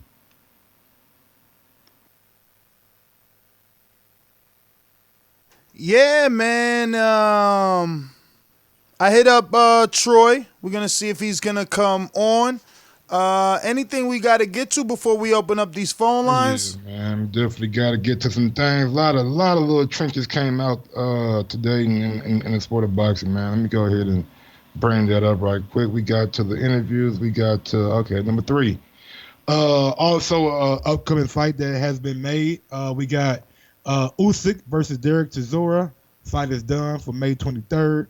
Also, we had a press conference today with Regis Prograis and Maurice Hooker. a fight that I'm excited about. April 17th in Oxon Hills. Look, man, I'm my hats off to both guys. Normally, you know what I'm saying, after you lose a championship, you know what I'm saying, you go up, you move up to the division above you, you know what I'm saying, and you try to navigate your way to a title up there. These guys said, no, we're not doing that. I want to fight a contender. I want to get my name right back into that title mix, and that's what they're doing. So hats off to Maurice Hooker and Regis Prograis for fighting each other.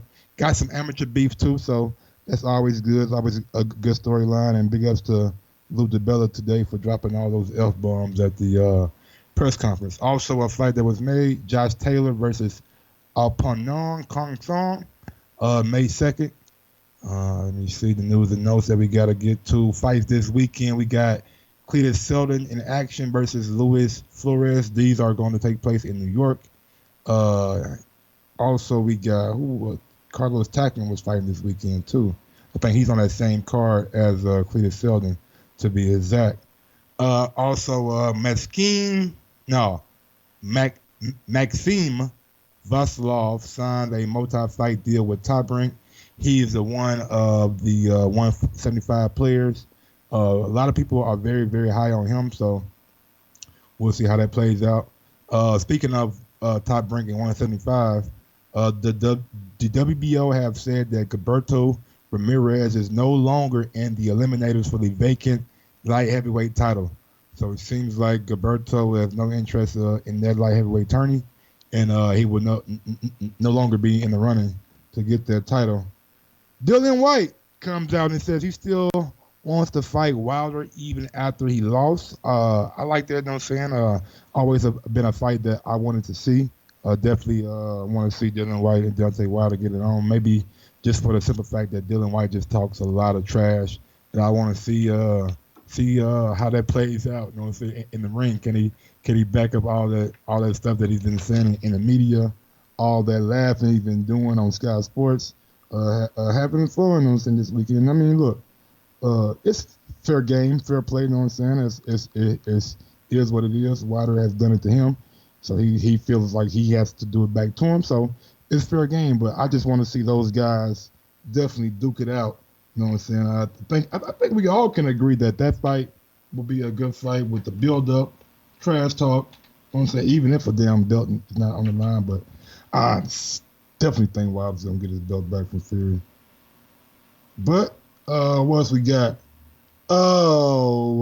John Fury says warns AJ, don't take the fight with his son.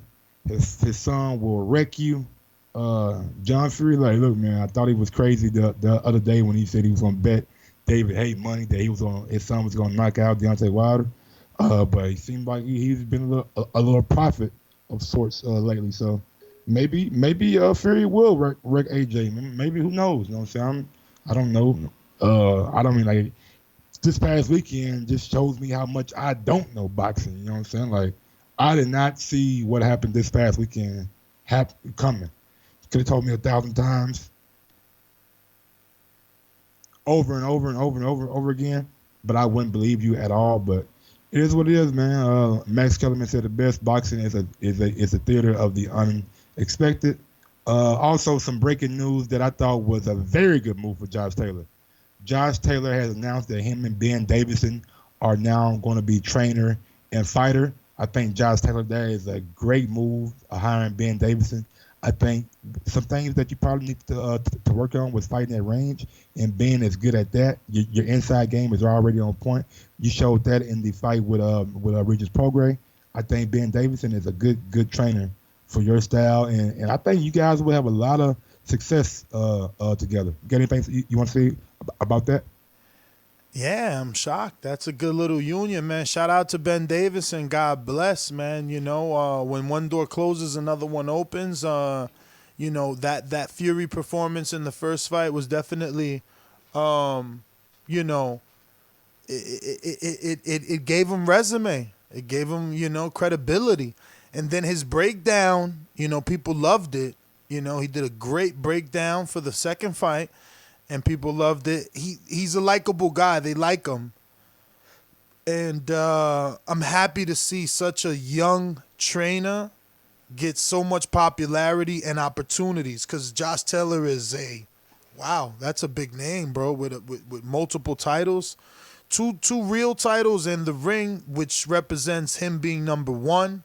So, not to say that that's not real, just mean real by sanctioning body titles. And for Ben, that's beautiful, because now he's got 2 world champions. Like, can you think of a better story as a trainer? You come into the game as a 25-year-old, people would make fun of you and say you were a fitness coach, and then you turn around and you're part of the greatest comeback of heavyweight history, and you're able to parlay that into 2 more world champions in Billy Joe Saunders and Josh Taylor. Isn't Billy Joe with him still? I'm not. I think he is. I'm not Billy Joe. Sure. I'm telling you, I think Billy Joe is with him, bro. I seen them doing pad work and everything together the other day. Okay. All right. Well, that's definitely good then. Yeah, man. We also got. Let me see what's else on the docket.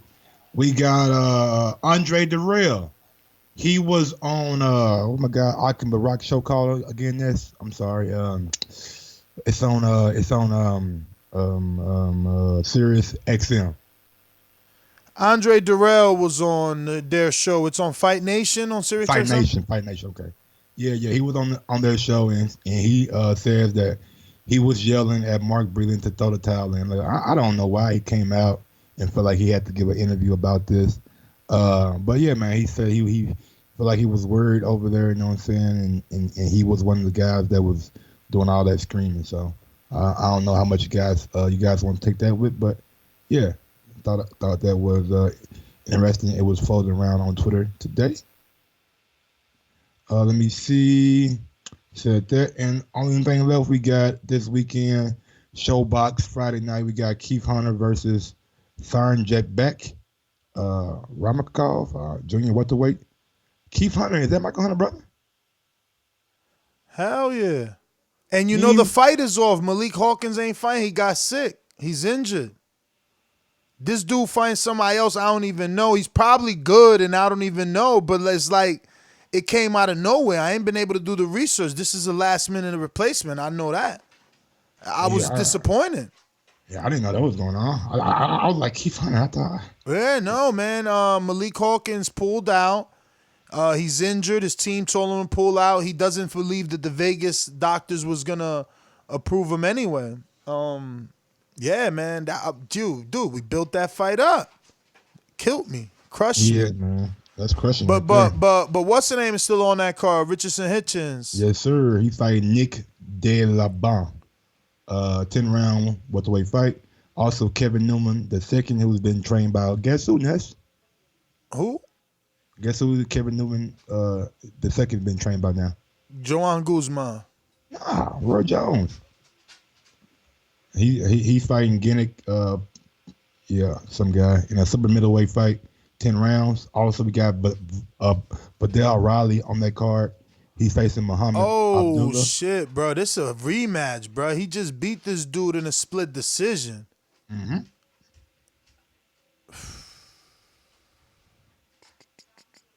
Badell Riley is going to make his appearance on the Showbox. He's facing Muhammad Abdullah for a round cruiserweight fight.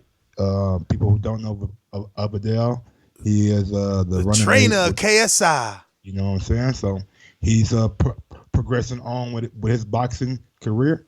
Also, we got Ladarius Miller versus Marcos Jimenez in a 10-round junior welterweight fight. Ladarius Miller, man. What can I say about him? He beat what my guy name over on Top Rank, Jamel Herring, and he's still not champion yet. Huh? Ain't who he signed with again? Who? Ladarius Miller. Who he signed with again? Free agent. Try to throw this man alive. You can't even catch the motherfucker. I mean, I'm telling you, he's a free agent. Ladarius Miller. Free agent. TMT. Free agent. They ain't signing him over. He ain't with TMT no more. I'm saying you better off being a free agent. Okay. I ain't get it. You're probably right, man. You crazy. Yo, when the last time you heard of Miller? Man, every time we Nah, actually, yo, let me stop playing Floyd out. His fighter's getting fights. Who? What? Old boy that fought Kovalev about to fight Benavidez. Oh boy. Lionel Thompson, Upset Thompson. Oh yeah, I seen that. Yeah, He about to fight yeah. Benavidez. Yo, could you imagine he go upset for upset? That'd be big, but he comeback. That'd be comeback kid. Lastly, but not least, last thing we on notes. Sergey Kovalev was arrested in Los Angeles over the weekend for a DUI. I'm saying just like I reported on Javante Davis. Why he out here drinking and driving? Man, he Russian. Maybe it's legal over there. I don't want to cast no aspersion on Russia, but I ain't never heard nobody get no DUI in Russia. Have you? I don't be watching the Russian news. Where you find them Russian headlines at? Shit, bro. It was a joke, man. But yeah, man, that's it, man. Don't forget, if you listen right now on YouTube, we got about 700 of you guys watching right now. I need 350 thumbs up. I always try to get half of people watching to smash that thumbs up. But if more want to smash it, then go ahead and smash it, man. But it helps with the visibility of the show. It brings new boxing fans to the show, man, and just spreads us out amongst the boxing universe.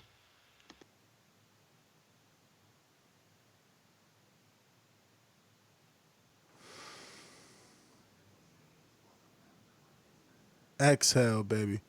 1425-569-5241. Press 1 time to voice your opinion right here on the Voice of the People hotline. Listen, this is totally different from Skype.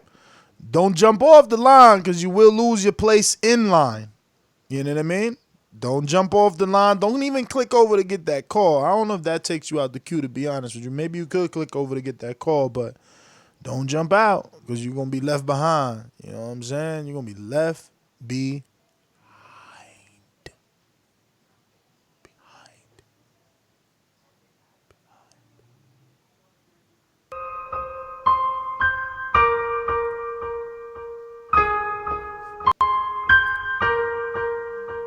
Ness. Yo. Ness. What's up? I've been waiting 2 hours, Ness. Nah, bro. You shouldn't have jumped off the line. No, on the real. On the real. These calls are brought to you by El Camino Electrical Services, experts in electric vehicle charging stations. For consultations and turnkey installation, visit us at elcaminoelectricalservices.com. See, little Justin gonna be happy. He got bumped up. He got bumped up because so many people like in and out. You know what I'm saying? They bump up, they bump down. So you don't want to do that. Stay in your spot. You know what I mean? Super chats coming in. Go for it. I'm filling up the queue anyway with names. We got one from Ken ZMW. Who? Ken ZMW, man. Millions of views doesn't mean it's true. Ooh, he dropped the facts on. But millions of views means interest. Yeah, it means intrigue. Means people want to watch it, I guess. Tiny Tim says the world's being Wilder fans. The world's biggest Wilder fans? No, the world being Wilder fans. Oh, the world being Wilder fans. He should put is, but you know, it is what it is. Yeah. Calvin says, first it was the costume. Then it was the trainer. Then it was the ref. Now it's Fury's gloves. Take the L like a man. Rebuild, readjust, and try to come back stronger. It's getting ridiculous. Yo, why they blaming it on Wilder? Like Wilder out here making these videos. I don't know, bro. Wilder out here writing these articles about floppy gloves. They're terrible. I don't know, bro. Laser Light Show says Yahoo reported Breakpoint was 1.2 million buys. Oh wow. How's that though? Break even point he meant. Yeah, break even point. Was 1.2 million buys. I don't know. But we got enough names. Let me get to some. We got Antonio in Albany. You got bumped up. Look at you. What up, champ? Matter of fact, did we go to the sponsors at all? Yes. Oh, all right.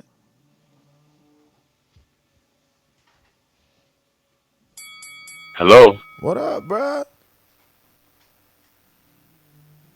Yo, can you hear me though? I mean, I ain't say what up for nothing. Yo.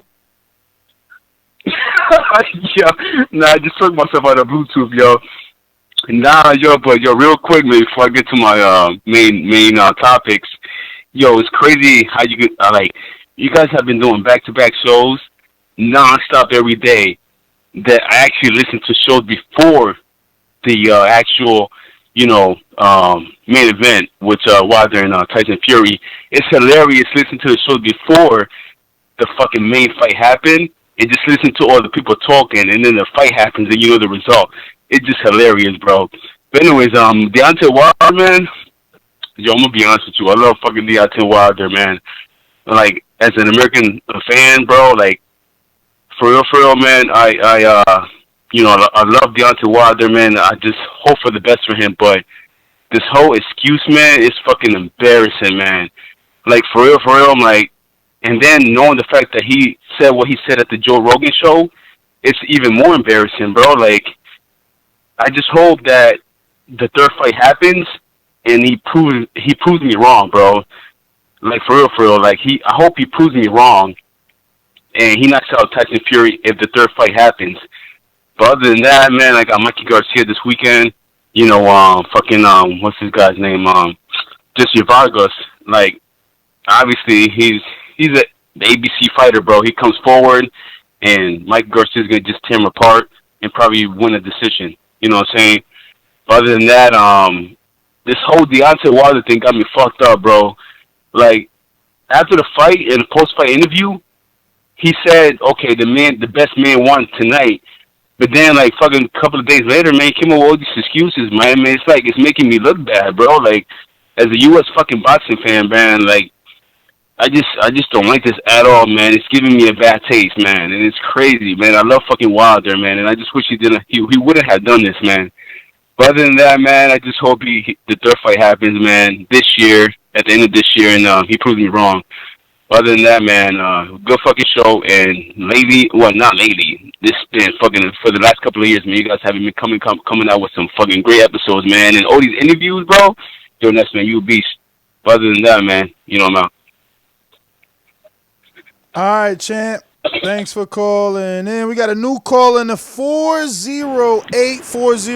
Who's this? Yo, what up, TBV? What up? Hey, man, first of all, I called before. I called in the last Tyson Fury Wilder fight. I'm a Tyson Fury fan. What's your name? But I didn't talk shit. Anthony. I didn't talk shit before the fight. I ain't gonna talk shit after the fight. I'm a Tyson Fury fan. Much love and respect. All the Wilder fans on here, y'all took this loss with dignity. Y'all took it like champs. But something got to be said. I'll just eat. Something got to be said about this rumor or this whatever this is about the gloves, man. First of all, if his fist went in the wrist part of the gloves, wouldn't you be able to see the gauze and the wrapped up wrist coming out the bottom of the glove? I mean, let's be honest.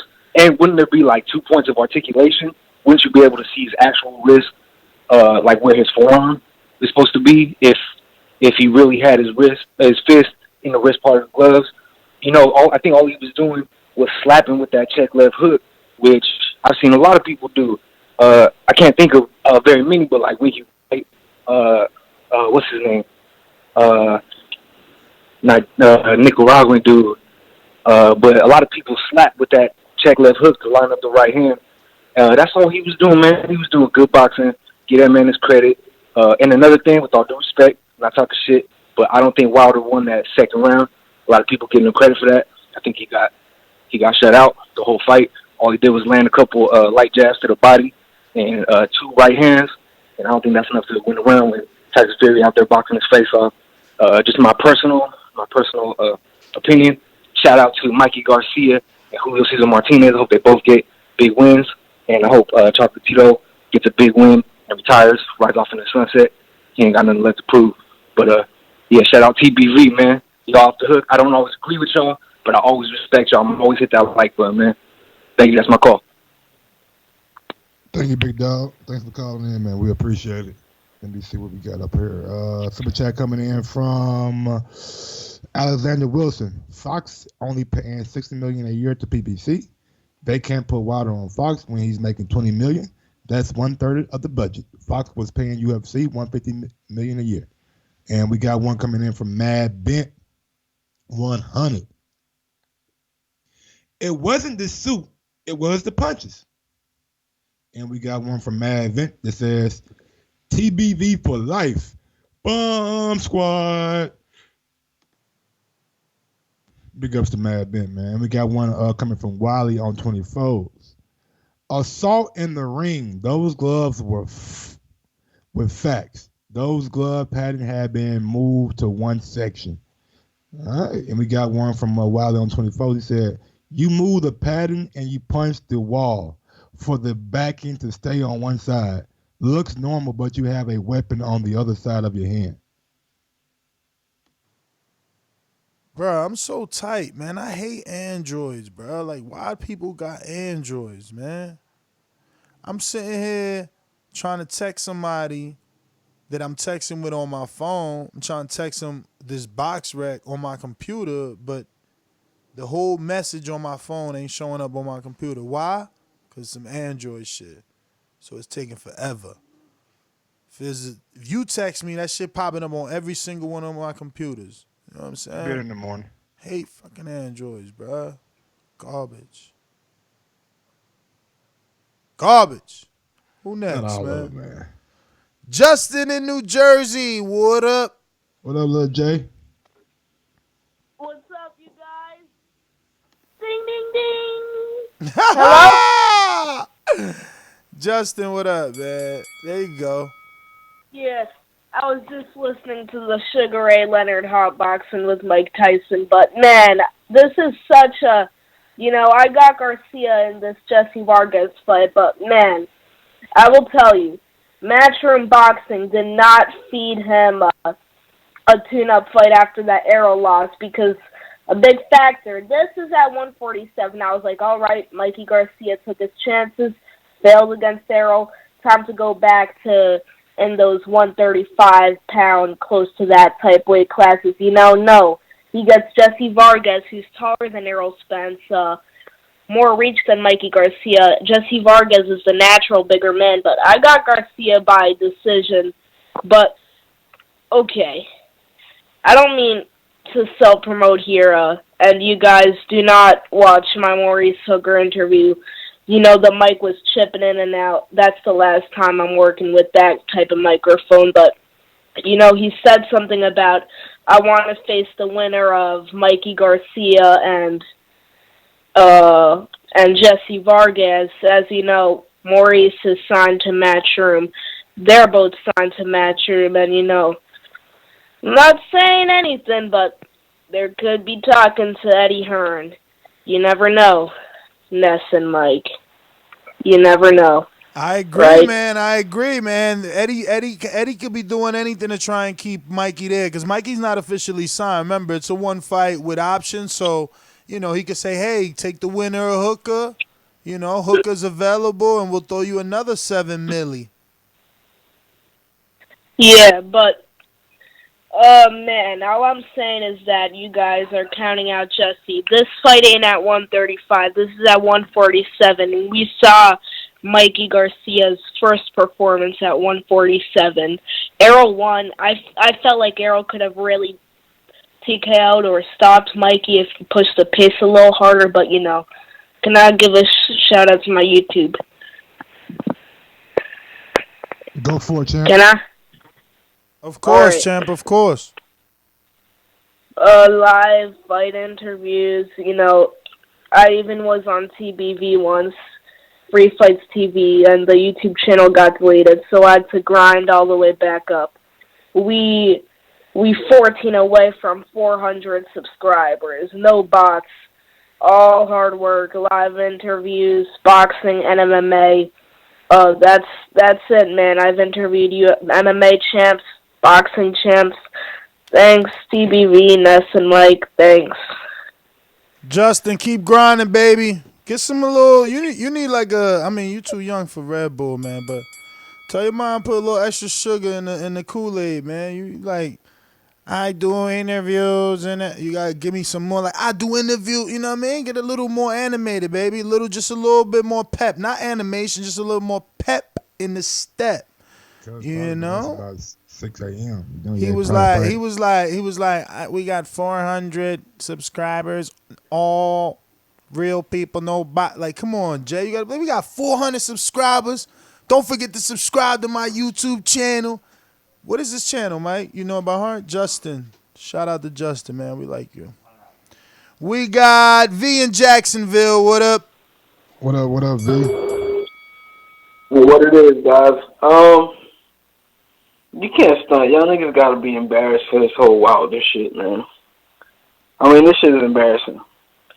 Like, it's excuse after excuse at this point. You know what I mean? It's just like, I'm a spiritual person. You know, and every spiritual teaching, pride is a bad thing. Anytime pride is mentioned, it's never in a good light. You know what I'm saying? We have normalized pride, but it's not good. And he runs off of pride. He's not even thinking at this point. Just like he wasn't thinking about negotiating with AJ because he shut him off because of his pride. He needs to go back to the lab, get his shit together, and then do the rematch. Go fight Dillian White first. But he's heading on, you know, pride come before the fall, and he wears his pride too much on his sleeve. He's fucking up his whole career, dog. And it's unexpected because he's so confident. To see this from him is disheartening. You know what I mean? What do you think, Ness? You don't think so? It's kind of embarrassing. All fighters do it, man. All fighters do it, man. Bro, AJ did not do that, bro. Oh, really?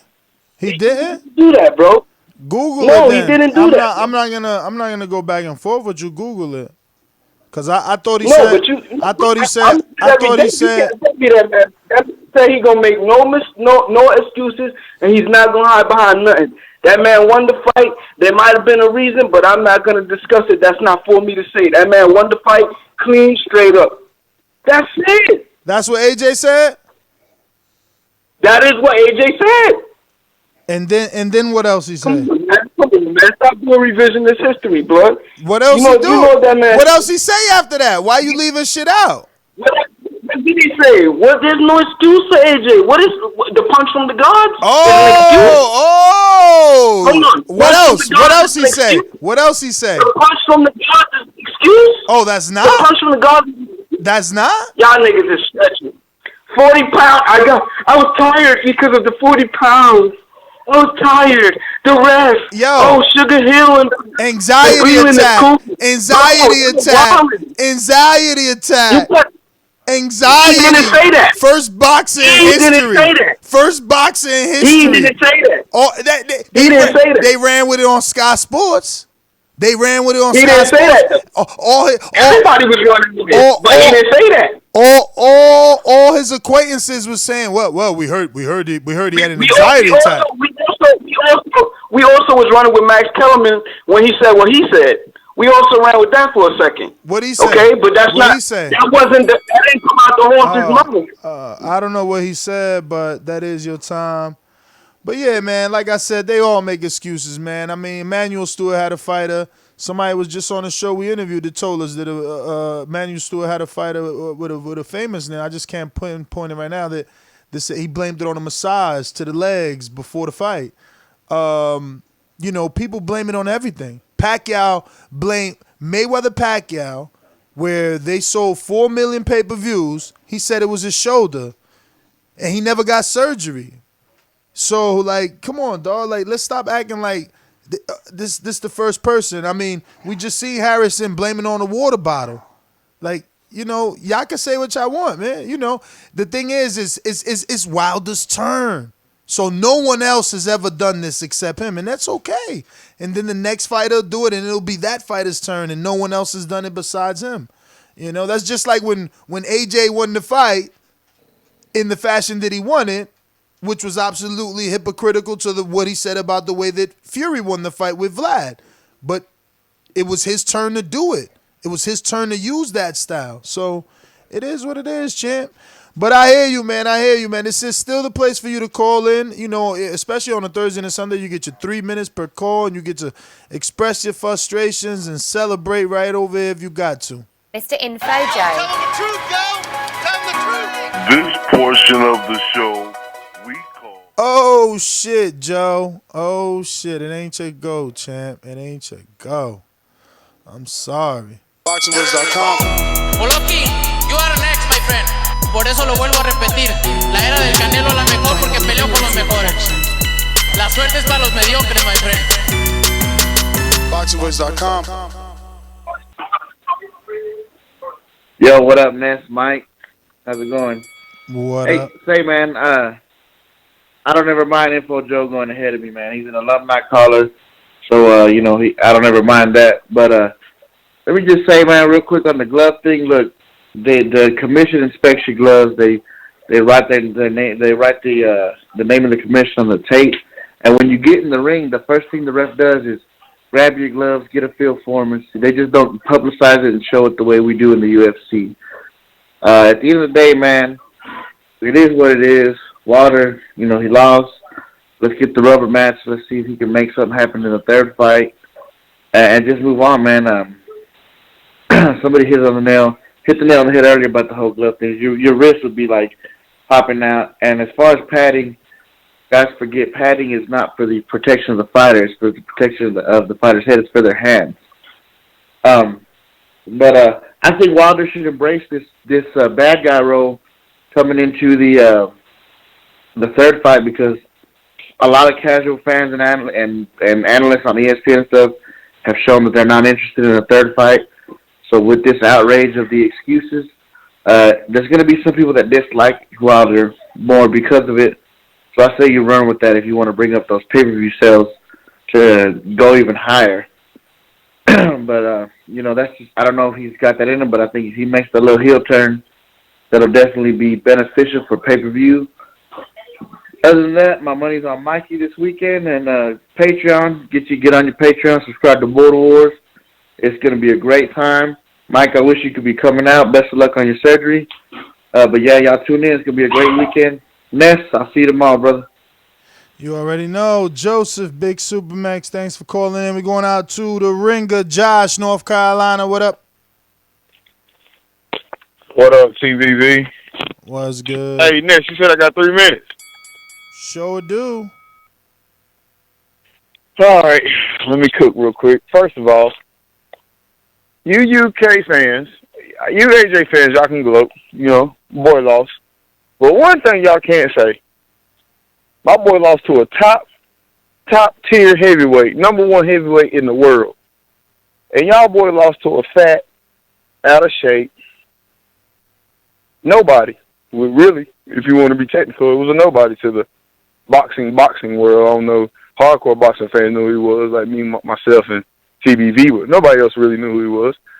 And, yeah, he got his win back. Like he said, he ran in that match, but he won. Old contradictory and the woke. The contradictory woke. Whatever the fuck you want to call him. I call him a woke, because he's the weakest heavyweight of all time. And Deontay Wilder, I hope you listening, bro, because pull out all stops on this next fight. If you got to fight dirty, fight dirty. Bring in Evander. Bring in Lennox. Bring in George. Bring in everybody, goddammit. We want this title back over here, because these fools is tripping over there in the UK. They think they run boxing because they got all the heavyweight titles. Okay, you can say that, but we coming back, bro. Deontay Wilder is not out. Believe that. This Wilder Fury series is going at least 4 or 5 fights, bro. Believe that. And my boy's gonna get undisputed before it's all over and said and done. So I'm out. Shout out to TVV. Make sure y'all like, share, subscribe. Love the show. Always will. I'm out. Josh, man, thanks for calling in. All right, we're going out to California. Mr. Info Joe. This portion of the show we call In the Mr. Know, Info Joe. presented by my brother. Yo, what up? What up, Yo, Joe? shout out to the boxing gods. What up, Ness? Yo, shout out to the boxing guys, everybody listening. Prayers in the air for Mike. We want him to have a successful surgery so he can recover and come back to the show. Prayers in the air for Mike. Yo, let me spit this. Yo, let me say this. To all my new boxing fans, not my new boxing fans, to all the new boxing fans, I hate to break your heart, but it's a good chance your favorite fighter will lose one day. Everybody is not going to be Mayweather or Rocky Marciano, retire undefeated. That's just the reality of it. I hear a lot of my fellow Wilder fans real emotional, uptight about the loss. I understand. I've been there, done that. Some of y'all you got your first cherry pop. I was hurt when Pernell Whitaker lost, rest in peace. When Zab lost to Kasazu, I was a big Trinidad fan. Roy Jones lost. When Iron Mike lost, it broke my heart. I'm saying all this to say, all the greats have lost and came back. The King of Wakanda, Bomb Squad, Wilder will bounce back, but we got to stop making excuses, giving all the haters ammunition. The better man won that night. Take it on the chin. It's just boxing. It's just boxing. Take it on the chin. Wilder will bounce back. Shout out to all the Border Wars fighters. I wish you all good luck and a safe return home. I will be watching. I'm hyped for this more than the fights this weekend. But you know what? Put me down for the upset. I'm going for Jessie Vargas. Don't ask why. I'm just going for the upset. And you're listening to the voice of the people. There is no equal. Hit those thumbs up. I'm out. Peace.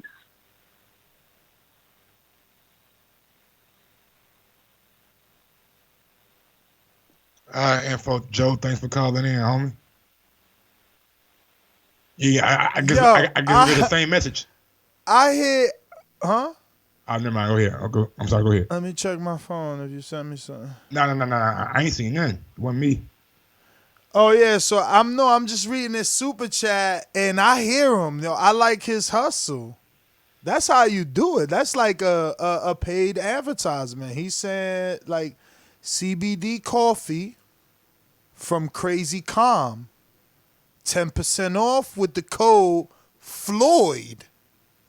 Relaxing energy without the caffeine crash. Check it out at crazycalm.com. Enjoy, fam.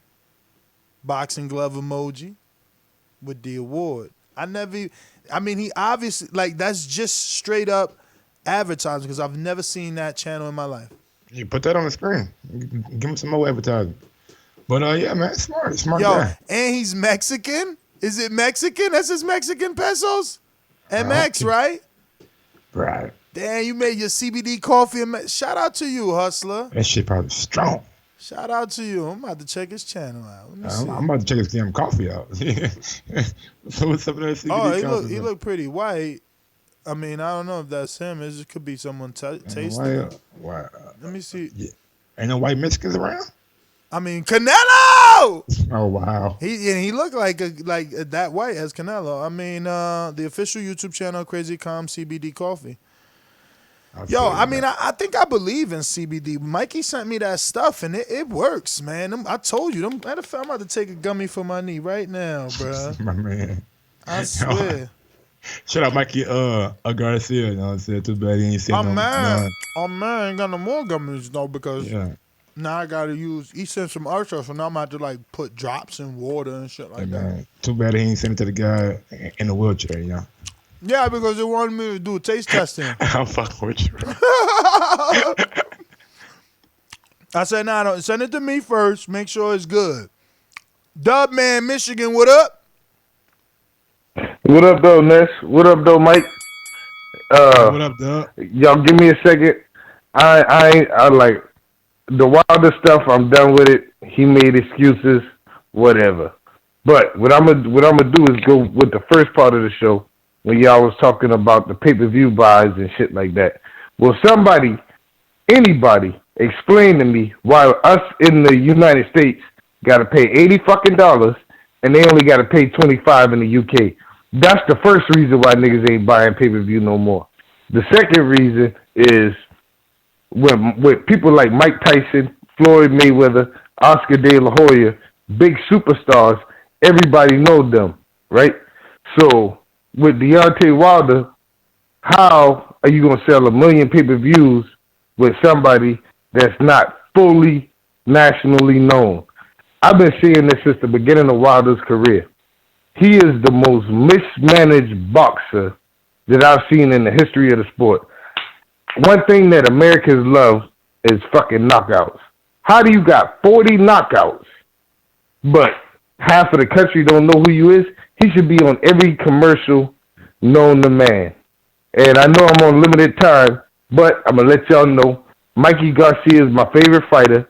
The first fight I ever went to go see live was him and Broner at the Barclays Center. So shouts out to Mikey Garcia. I don't think he still belongs at 147. I think he should go back down to 140 and go put hands and feet on Josh Taylor. But he ain't gonna fight Jose Ramirez because they in the same stable. And I'm looking out for, and this is the fighter that I'm telling everybody look out. Israil Madrimov. He's a bad motherfucker. All right, big dog. Thanks for calling in, man. We Dub man, what it do? Thanks for calling in. Let me see. Make sure I ain't leave no boomerangs, none of that good stuff behind. We actually got a new boomerang, I think. But I see an old boomerang, real old fart kind. Okay, well, what up, Troy? Bless up, man. How you doing? What's Another going on, show, I'm happy, man. As always, another show, another excuse. Was this floppy gloves? Floppy gloves gate. Yet, and no one's explained how floppy gloves could knock someone out. Can anybody explain that? I mean, I'm just going to keep the same energy and repeat myself. Take the loss, grow, and move on. Master Gibbs, I'm going to be a grown man with you again, since you said I know nothing about the sport and all that. Yo, we just faded you out. Can't nobody hear you. Why'd you do that then? Why take the call? Just tell me to stop calling the show. I'm fucking with you. I'm just wasting your time. Oh, of course you are, because you got that little punk in you, man. That's what I don't get with you. Just be straight up and tell me you don't want me to call, and I'll stop calling. It's just that easy. You so sensitive. No, I'm not sensitive. It's that I'm being a straight up man with you, because see you're gonna waste the time, then you're gonna, and then I'm gonna hang up, and you're gonna attack me after I hang up. Attack me while I'm on the phone. What I'm saying to you, you got off when I got off the phone. You questioned my existence, and that's just something you got to deal with the Almighty. But anyway, I will come to your gym and do a live debate with you. No social media use, and you. So you want to go back to medieval times? No social media use. Michael hosts the show. How? Michael hosts the show, and you take calls. No social media. We can't even use internet. No. But Michael hosts the show, and you take the topics, from the people that are on the show. You can't use social media. No one can use social media. We're just coming off the top of our heads. And as far as the topics, those are coming from the callers, and those are coming from the people that's in the group. You want to do that with me? Since I know nothing about boxing, it should be an easy win for you. Hello? Okay. I checked out a long time ago, man. Of course you did, because I've challenged you all the time, but you keep punking out. I don't get it, but it's okay. I understand. All I want to do is help you grow the show, man, because to be honest with you, I don't have anything against you, and growth only comes when you have people that will challenge you. Because there's somebody out there with some deep pockets that's actually paying attention to your show, and he or she is paying attention, is actually paying attention to how you deal with someone like me. Because every time you raise to another level in life, you're gonna have to deal with people that is worse than me. The only way to deal with you is with a nursing home, but I ain't got that authority, man. Brother, I'm never gonna end up in the nursing home, brother. I'm a Jamaican man. I'm strong. I don't drink or smoke like you, punk. I'm gonna live longer than you. Okay? You have a good day. Okay? Troy. I'm still here. I know it's all banned to champion. Who's up next, man? He too easy to get under his skin, right? Hey, man, you guys are like the old married couple, man. Every time you call in, you guys go at it. He don't want to. He rather talk to me instead of talk boxing. I don't get him. I mean, you are the host of the show. I mean, he want to talk to you. I tried to talk to him one time. He told me to hush up. I'm never talking to Troy again until I stop hearing that damn smoke detector. Bro, he can't reach it, man. He probably like 5'5". Man, Ben 100 says, illegal gloves still happen, Margarito. I think that's what he tried to say. We got Pterodactyl says, cause he ain't fought nobody. I don't know who he talking about. Let me see. Stonebone Boxing, Colorado. What up, Stonebone? What up? Yeah, man. Y'all do seem like the married couple. He like, hey, Nestor. I was like, damn, don't nobody call nobody by their full government name but their wife when they mad at him. So, hey, Nestor. We call him Nest. So, man, the glove thing, I'm tired of it. It's just building up momentum for 3. The pay-per-view to me is decent. If we saying 300,000 is a success by yourself, how is 908, whatever it is, split not a success? So they split it in half. That's 450 each. So y'all did good. So y'all should be ready to bring Earl to get slaughtered by Crawford. So no more excuses, no more sides of the streets. Let's get this money. And I've been telling y'all that they laugh at me, but Earl and Bud is bigger than this fight that just happened. Bud and Earl does a million. Watch it. When it happens, it's going to go crazy. You think black fans ain't did nothing in a while? This is going to be the Super Bowl of black boxing fans, and Terrence Crawford will be standing over there, and they're going to come up with a glove gate for why Bud beat up Earl. I'll let y'all in the morning. Yeah, bro, I'm excited for that fight whenever it decides to take place. Hopefully we can get it soon. Who the hell is that? Who we got up next, Big Dog? Looking like a new caller. I think it's... And speaking of Earl Spencer shit, he was on his Snapchat today, nigga, trolling Kell Brook. What'd he say? Kell Brook posted on Twitter, Earl, are you okay? You know what I'm saying? Because Earl was like, had his man down chain on it. And I ain't know like the little, like he got like boxes on his man down chain. And he got one guy standing over another guy taking a knee. So it's like he got Kell Brook on his chain and shit. So, man, that chain nice too, man. It's chunky. That's dope. That was a good piece. Let me get to looking like VA, new call in VA. 757. Yo. What up? What's your name, brother? Yeah. Oh man, I finally made it. Oh boy. This is Jessie from Richmond. I got a new number. I've been waiting to call in and talk my stuff, baby.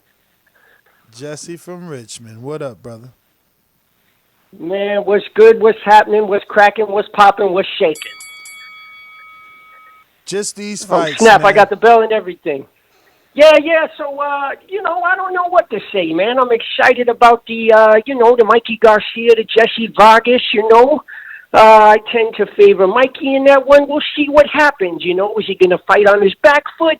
Is he going to put some pressure on him? Will Vargas be able to use his length, keep him on the end of his jab? I don't know how it's going to go, but I'm just going to say Mikey because he's just got that relentless pressure. He just keeps pressing forward. It may be reminiscent of the Broner fight. Now, my boy Wilder, my boy Fury. Well, that was an interesting fight. What can I say? I don't know. I watched the ringside clip, the ESPN ringside. I watched that like 20 times in the third when he got dropped. And for anybody who thinks these fights are staged or phony or fake, man, ain't nobody talking about how Fury can crack, though. That boy could crack. Y'all see the ringside clip? Anybody? Anybody see any of the ESPN ringside clip? Yeah. Yeah, the joints where the camera's like right in front of the you know what I'm saying, ringside. My goodness. But anyhow, man, it was a great fight. Look, I've been listening to the show for a while, and, I call in from time to time, trying to talk my stuff in a charismatic manner.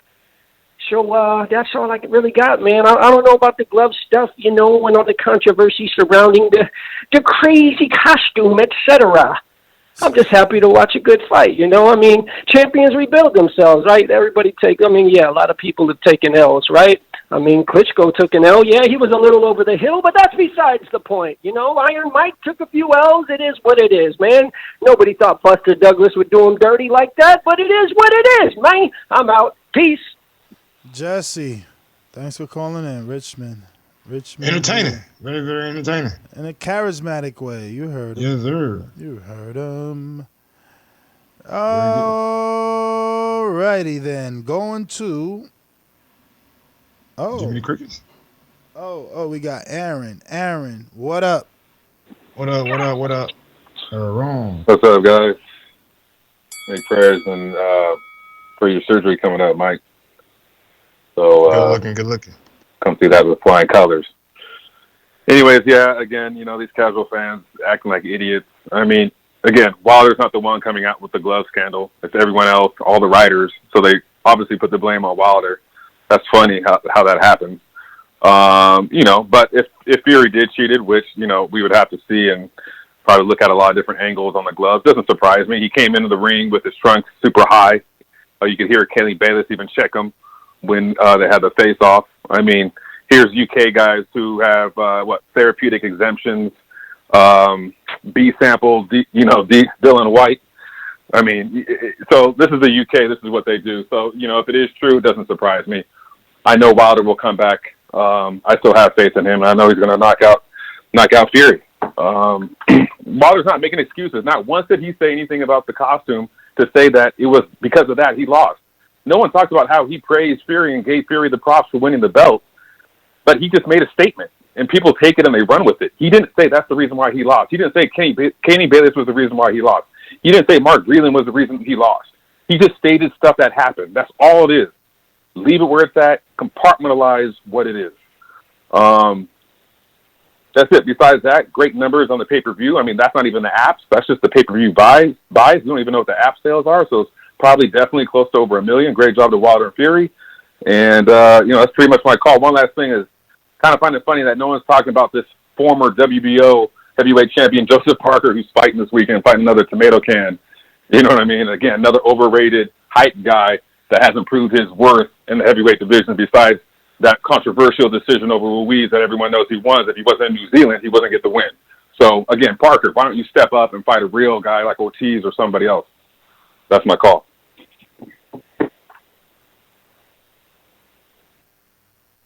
Aaron, man, thanks for calling in. Going out to Seattle. What up? Mr. PPV, baby. BoxingWords.com. I'm the flyest. Canelo talking about he believe he can win. Go to my kitchen. Get the sharpest knife and cut the bullshit out. I don't care what you do good. I do every fucking thing great. Mr. PPV, baby.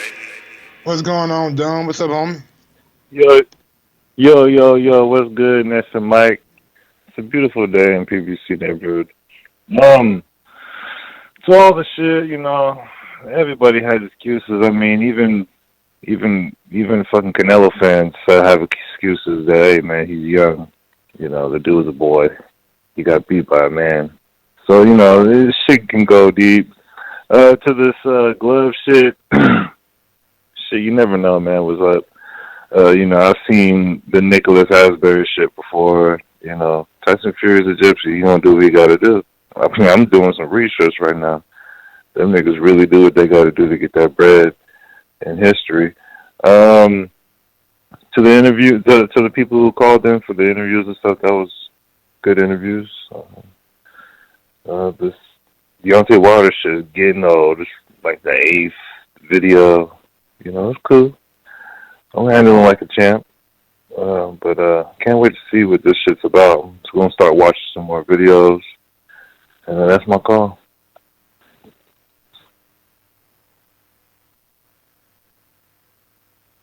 All right, Don. Thanks for calling in, homie, man. Ralph, Ohio.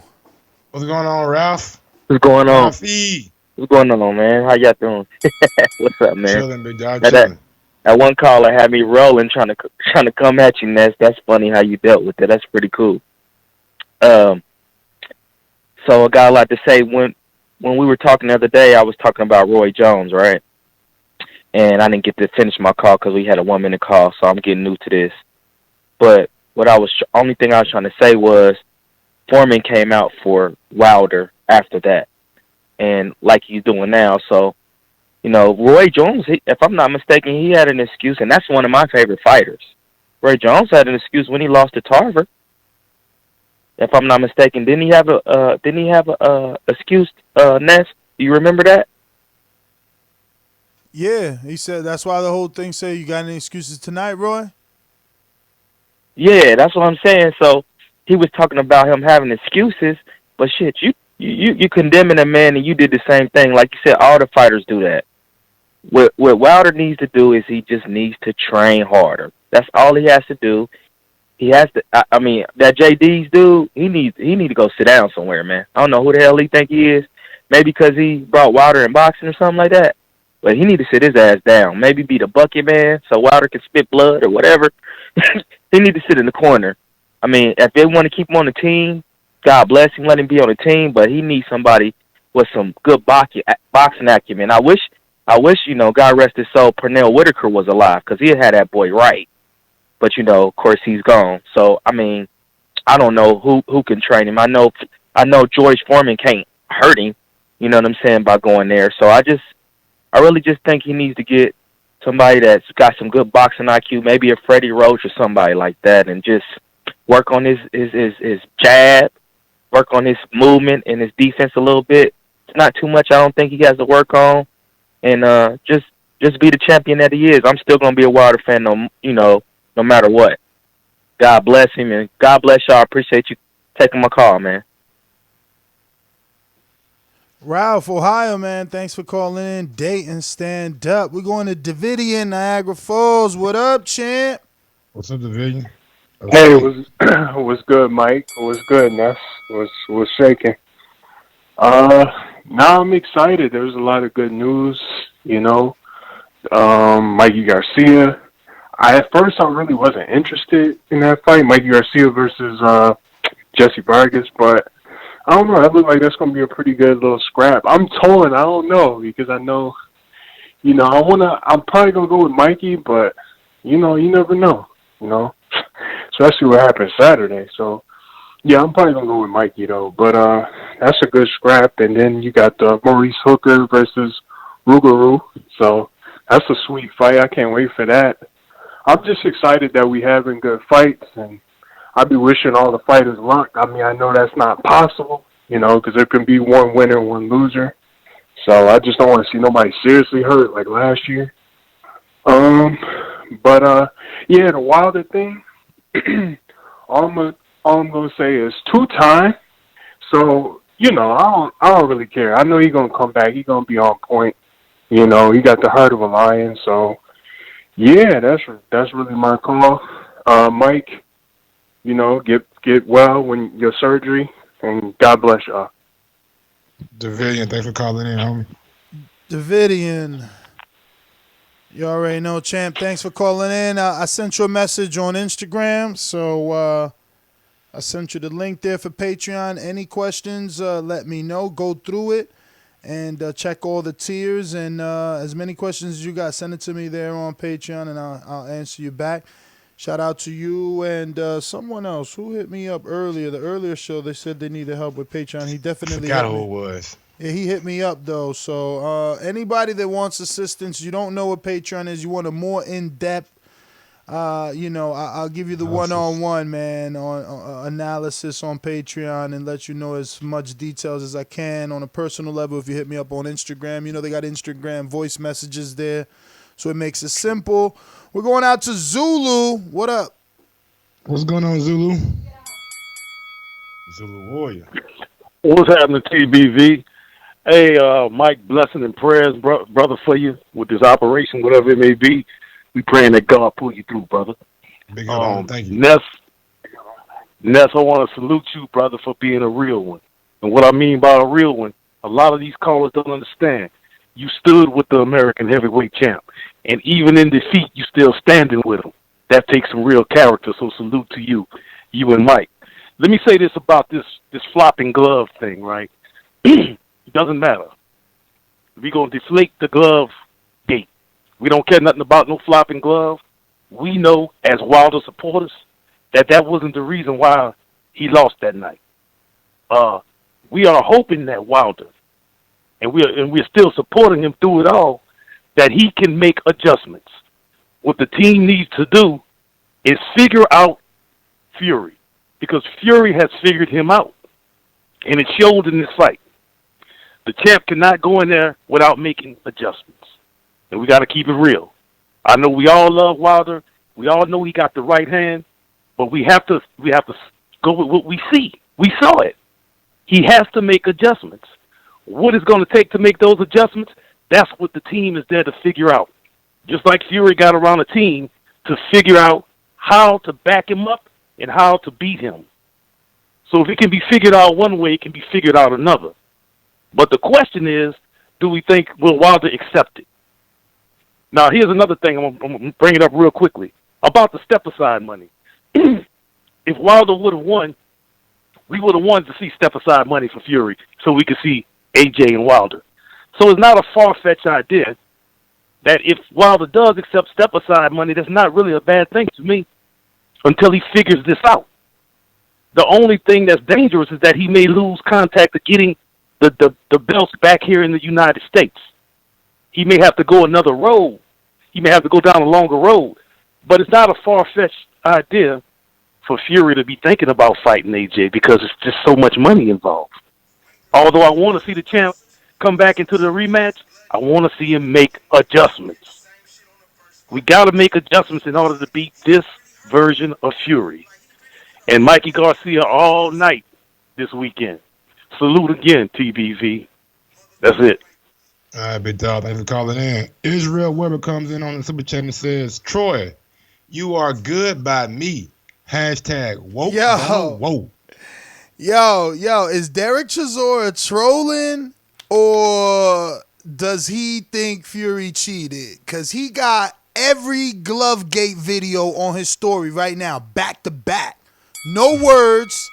He ain't put no captions, full audio. And it's like 7 Glovegate different videos. He probably just, man, you know him and Fury like tight.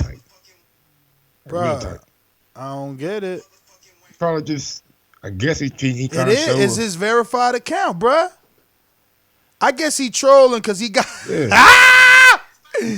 got the barbershop one from you seen the one I sent you from the motherfucker Coming to America. They voiced over it. My goodness. Right. Internet, bro, undefeated. Seen the Ninja Turtle one and everything. Yeah, I seen the Turtle one. That was epic. Pterodactyl says 12 years and only now you guys concerned about Wilder learning how to box.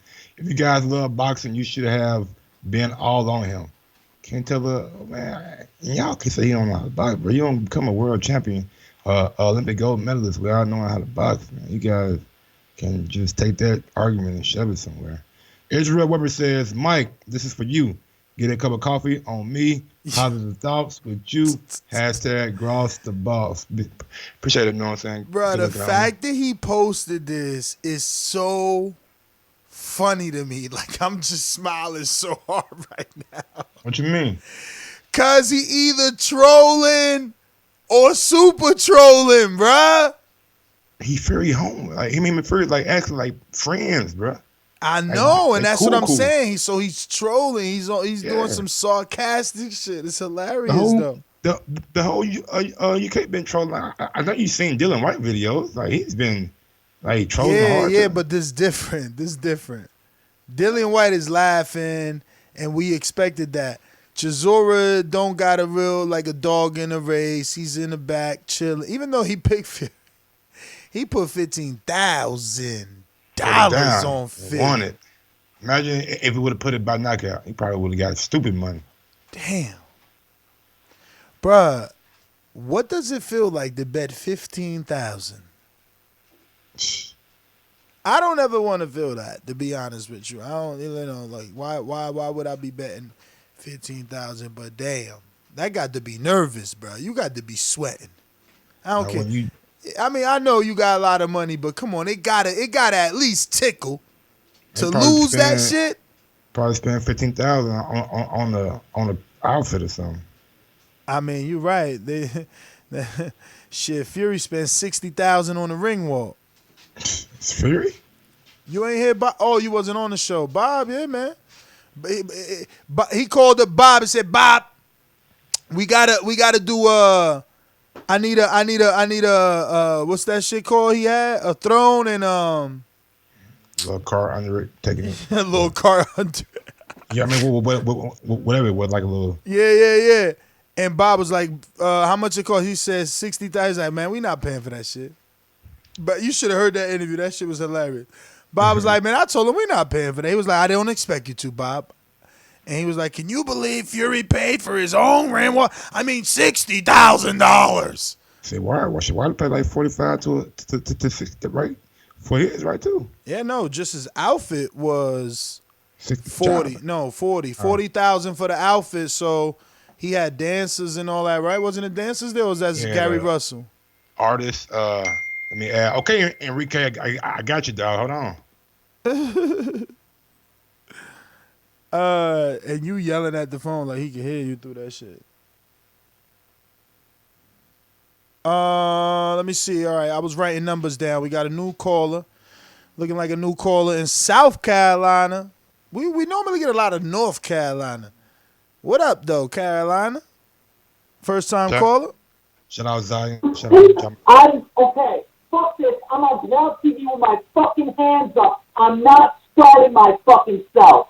You fucking stupid. Yeah, he might call the police on duty. My bad. Sorry for the wait. Yo, so he's beefing with his girl for not cooking? He called. I'm about to listen to that. Hold up. Oh, he dropped off. He didn't know that was happening. What up? Damn, that was a new caller, too. He never gonna call back in. Shit, he might be hungry. Yo, don't worry about it, bro. We all get hungry, man. You should have had a Snicker bar. Let me go. Yeah, I know. I was about to say. Let me go to Leave 'em flat, Mr. Leave Us Flat right here. Oh man. What's up, man? Yeah, I just want to say I saw the fight too. Stay focused, stay working my jab, and using my fundamentals. As you saying, right? Boxing voice. Because if he comes to fight, then I'm gonna have to look for him. I saw the fight too. I think you accurate. Yo, what up, everybody? Yeah, man, not leaving you flat, man. I'm still mourning that loss, man. Last Saturday, that shit still hurts me. I got people hit me up like, yo, Deontay ain't had no legs from that first hit. And, I got to rebuttal all of that. But, Border Wars 7 is on its way, right? History is in the making, and I want to be there so bad. So somebody let Nestor know that the Boxing Voice should fund my ticket on Saturday morning, because I already lost money on my Friday morning ticket. You know what I mean? But other than that, yo, what's up with that glove, though? Like, what's the conspiracy? What's the word? I know y'all went through it, Mike, and I know Ness don't like repeating himself, but the glove does look suspect. And the weight, and the headlocks. I re-saw that fight twice. That's the heartbeat right now in boxing for me. I'm a casual fan. Only watch the marquee fights. And Mikey Garcia, of course, is fighting this Saturday with Jessie Vargas. It is marquee, but it's still, the names still hold big. Wilder, Fury 2, the upset. That shit is like Buster Douglas versus Mike Tyson. That is like Hulk Hogan versus Andre the Giant. And I don't know who else. Who else was a big upset, man. But anyway, I'm here though, man. I'm late and I'm sorry for the wait. What up, though? No Your problem, hair man. looks suspect, jump tube. You ain't got the heart to have hair like this, bruh. He can't see you, I don't think, bro. He said I was suspect, but whatever. Okay. All right, man. Pretty much, man. I guess a guy, Young Farrell, came out with a video, and they said that the gloves were going back at a 90-degree angle both ways, and I guess some people are speculating if Fury was doing some foul play. What do you think, Cass? I mean, I didn't think about it until after the fact. I see it like flexing a little bit. I don't know what that means. It could be a slap. It could be a whip. It could be a distraction. In any event, I think like if your glove is not fitted as a glove should be, it shouldn't whip back. That should not be considered legal, I think, in my opinion, because it's like a whip. It's like having an extension. You know what I mean? It's not your actual fist jabbing. Like a wet towel? Like if I had a wet towel, exactly. Yeah. Like, okay. So he flickering the front part of his hand, and that's like a defense, and then go down the hill. It's faster than the actual hand. No, but okay, I can get your point. You don't think that a flicking towel is faster than the hand? I don't think Fury's gloves played any part.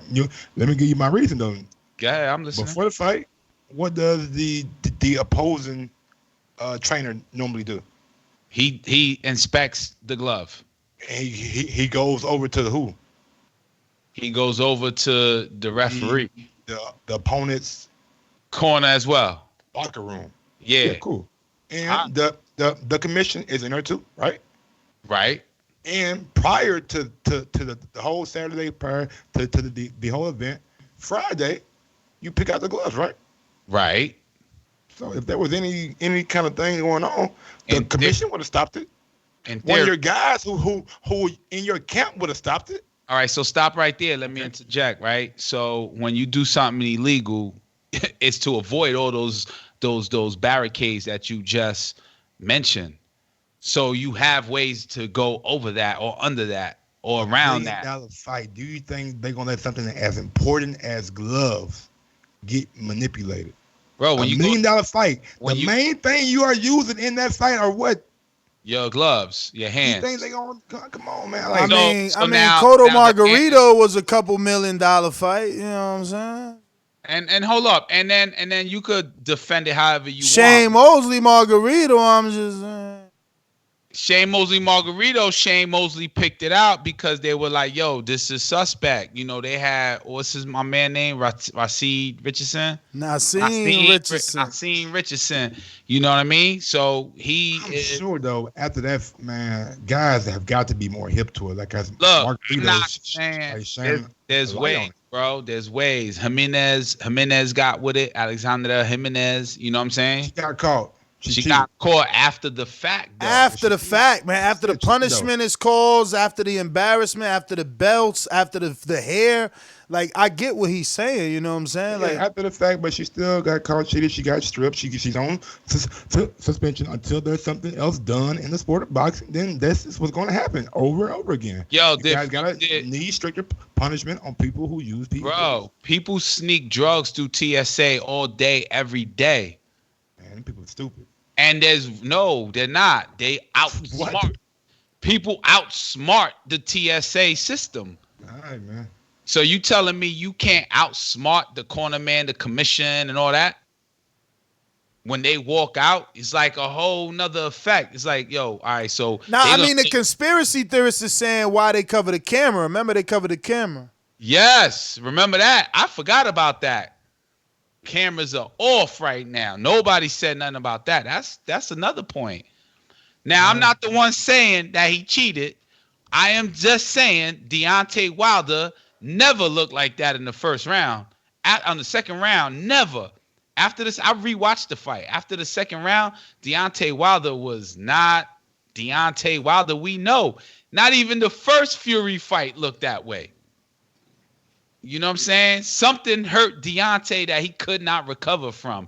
It could have been the 100 to 273 pounds leaning in the headlocks. It could have been a lot. But now these gloves are in question because Deontay did not look like Deontay Wilder. Okay. Yeah. We got your opinion about it. No, but brother, I'm glad that you telling me that Fury has the skills to beat Wilder. That's what you're saying. Did I just say that? Indirectly, you're saying that. I mean, isn't it evident? I'm just giving you. I know it's not evident. I'm giving. He went out there and he beat Wilder last weekend. Did but then these things surfaced, right? So I'm just giving. A lot of things surfaced, bro. And maybe Deontay's just so much pride inside of him that he's saying he don't want to say, yo, my man's gloves felt harder than the last fight. He's blaming, or he didn't want to say, yo, he kept putting weight on me. Maybe he's saying, yo, my uniform was too tight coming in, too heavy coming in. Or you laughing at that? You ever wore 40 pounds before a fight or the adrenaline being burnt? Just saying though, man. # facts. Cool, Cass. Yo, why you be all sarcastic about like, yo, cool, Cash? Like he be trying to straight. What's that called? Like shit off. Yeah, like yo, all right, move on type shit. He always do that. He like a cop right now talking about I'm guilty. Come on, man. I don't even have to speak. I could get my lawyer. Okay. Word. That's how you gonna do me, Your Honor? What you want me to say, bro? Yo, you could say I see your point or something. You can't. I don't. No, you. I lie to you. You telling me like, nah, Deontay got his ass whipped badly. Rocks out of it. Why are you putting words in my mouth? I mean, it's your energy that says that. I said a guy lost, man. I read energy. No, man. In sports, man, people take losses. And Deontay was not exempt from that Saturday night. He took a loss. Now it's all about the bounce back. I'm more excited, more intrigued to see how the third fight plays out. That's what I've been harping on all week. You know what I'm saying? Yeah, but they talking about like now, because to my knowledge, the champion has to say, yo, I do want a rematch. You think he's not going to say that? I know he will say that. We know him by being mad at Mark Breland not to throw the towel in. But then second of all, to hear somebody say that Tyson Fury, Mike Kellerman, that somebody is, say, oh, he don't have to take the fight. Preposterous. All right, preposterous. I watched that video and Max said that. I said, man, Max don't know shit. But then Eddie Hearns and what's Matchroom says that they could pay step aside money for AJ to take on Fury. In order for you to pay step aside money, what does the other party have to do? They have to accept, right? They have to accept, yes. You think Wilder going to accept some step aside money? I mean, if it's 50 mil. Damn right he will.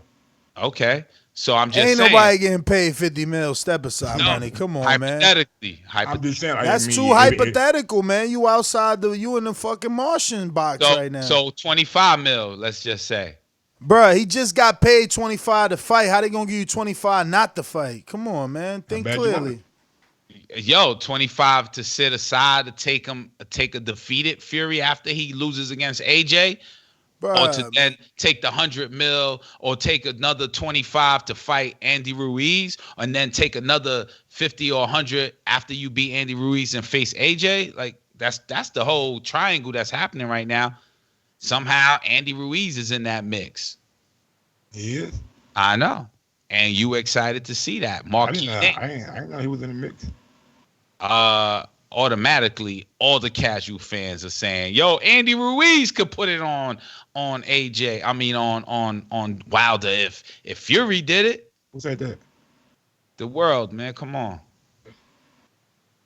So you telling me right now that you wouldn't be interested in Andy Ruiz, Deontay Wilder fight? Nah. Not at all. Right now? Nah. Right, because you can easily forecast what? A third fight with Fury? No, for what results do you see? If the third if Wilder fought Andy Ruiz? Yes. Stoppage. First 6 rounds. Yeah. Right, because we're used to first rounds 8 through 10. All right. Speaker was able to. But we're used to seeing Wilder dominant, right? Yeah, I think Andy gets knocked out though.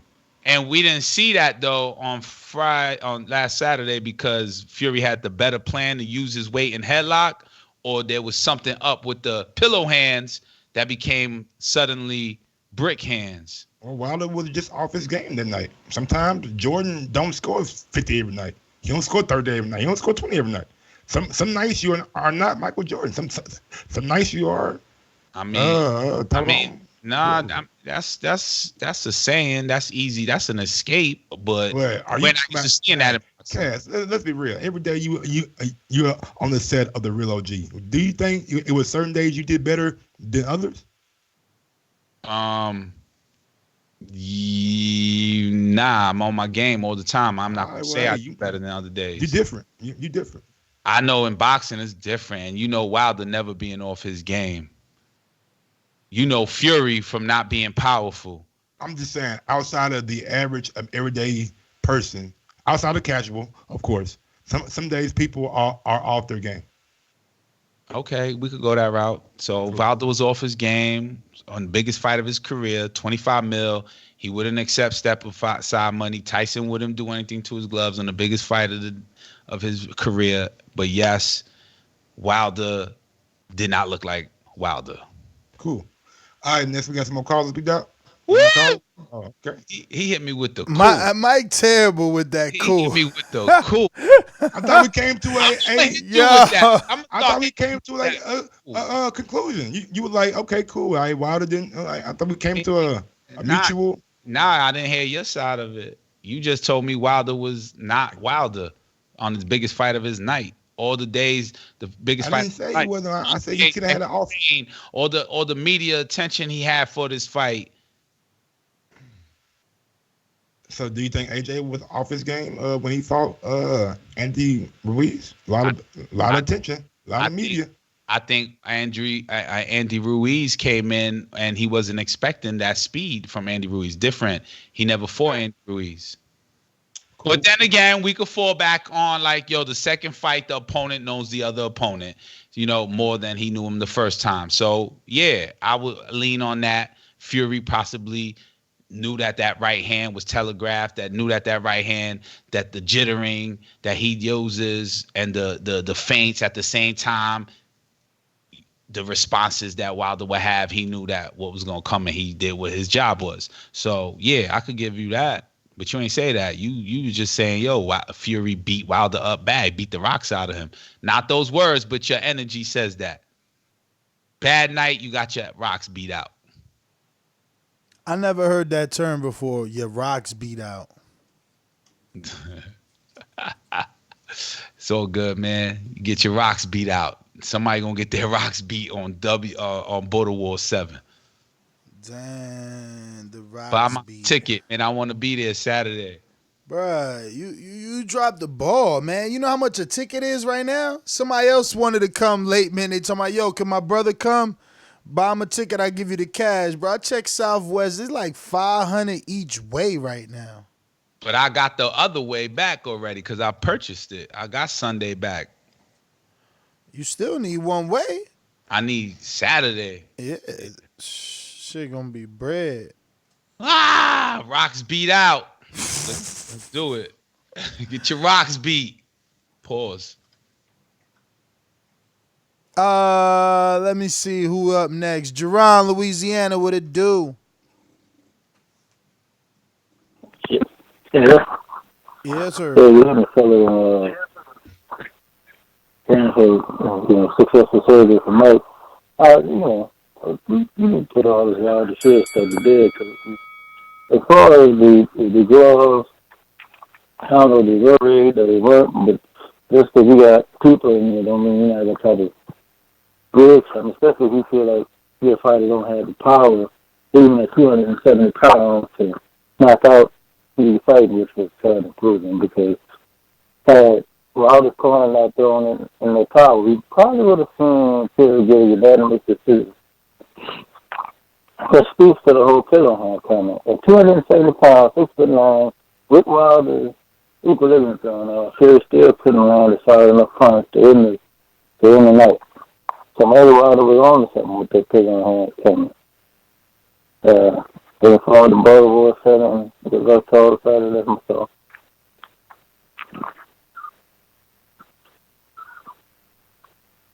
Well, all right, Jerron. Thanks for calling in. Riding the 870. Hey, what up, man? Hey, first thing, I saw this thing about the gloves maybe a couple of days ago, didn't really give a fuck about it. I mean, sorry, didn't care about it because it really had no legs. Now it's starting to get legs, and yeah, I guess if it gets big enough, then the Nevada State Athletic Commission will have to address it. But I really don't care about it because Wilder lost.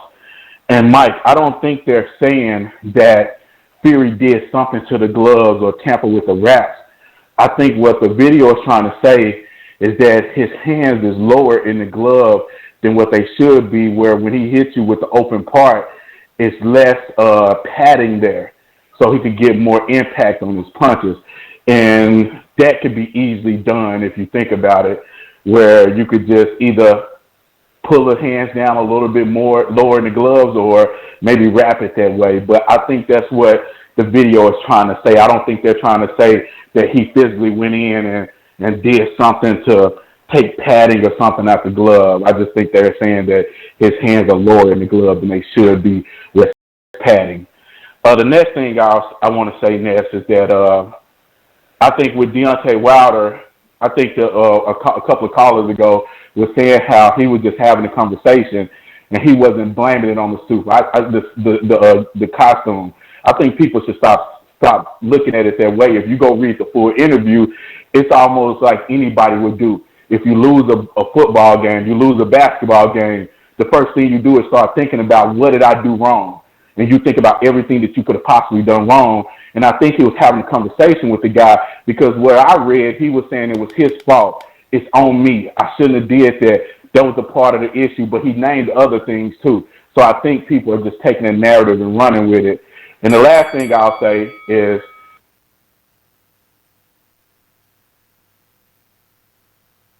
go ahead, say it. So interesting that you come across like a nice guy, but you're really a piece of shit. Hey, with that comment. Come on. No, that was a piece of fuck you. That was a piece of shit. You know, we're doing live TV. Man, I don't care. What you gonna do about it? I'll kill this mother. Why do you have to talk like that? Well, I'm talking to you the way I want to talk to you. You have a problem? Turn off your station. I'm the best ever.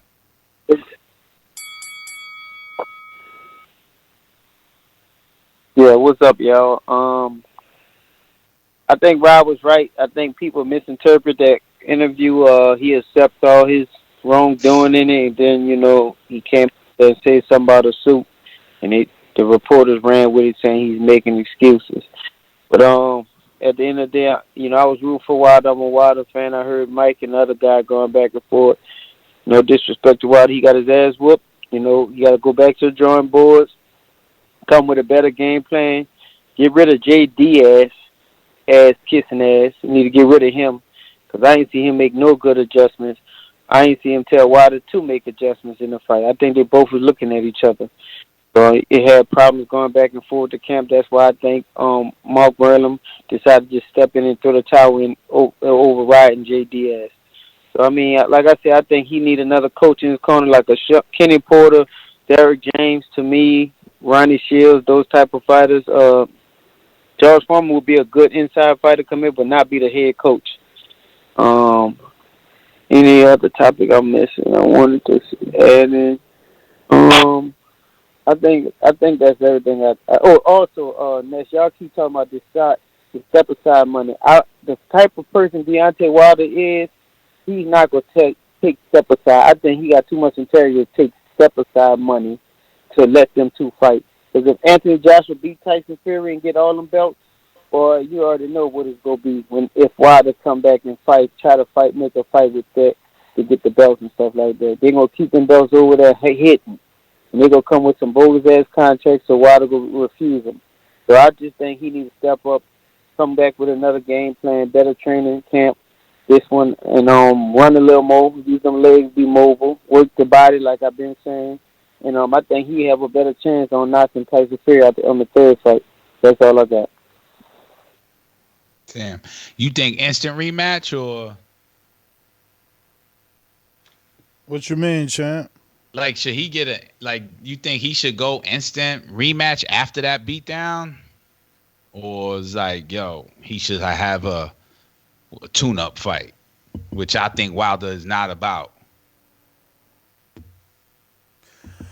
Most people want him to go straight into it, bruh.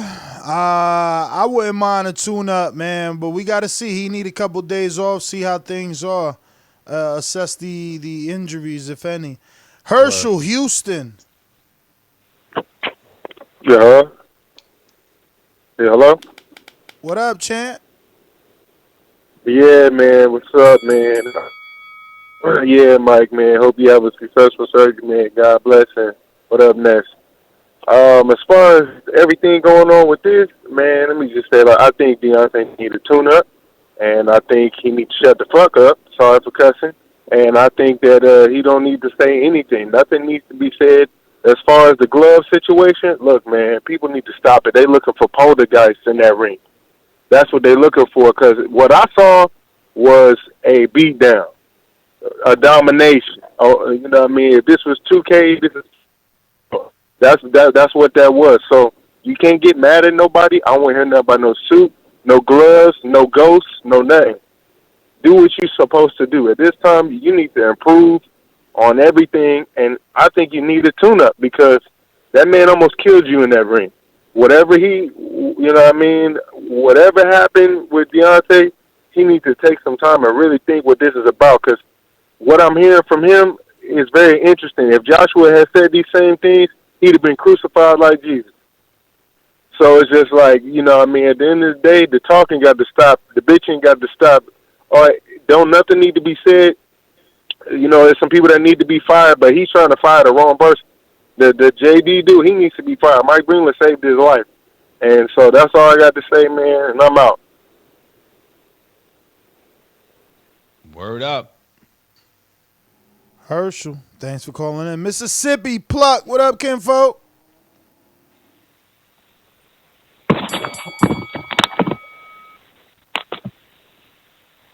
What's up, kinfolk? What's going on? Hello? Man, what's up with you, player? The man got his ass, man got the brake beat off his ass, man. Just hands down, fuck that shit. Fuck all these damn excuses and shit. Man, I read that man, did he fire Mark Breland, man? Did he fire him?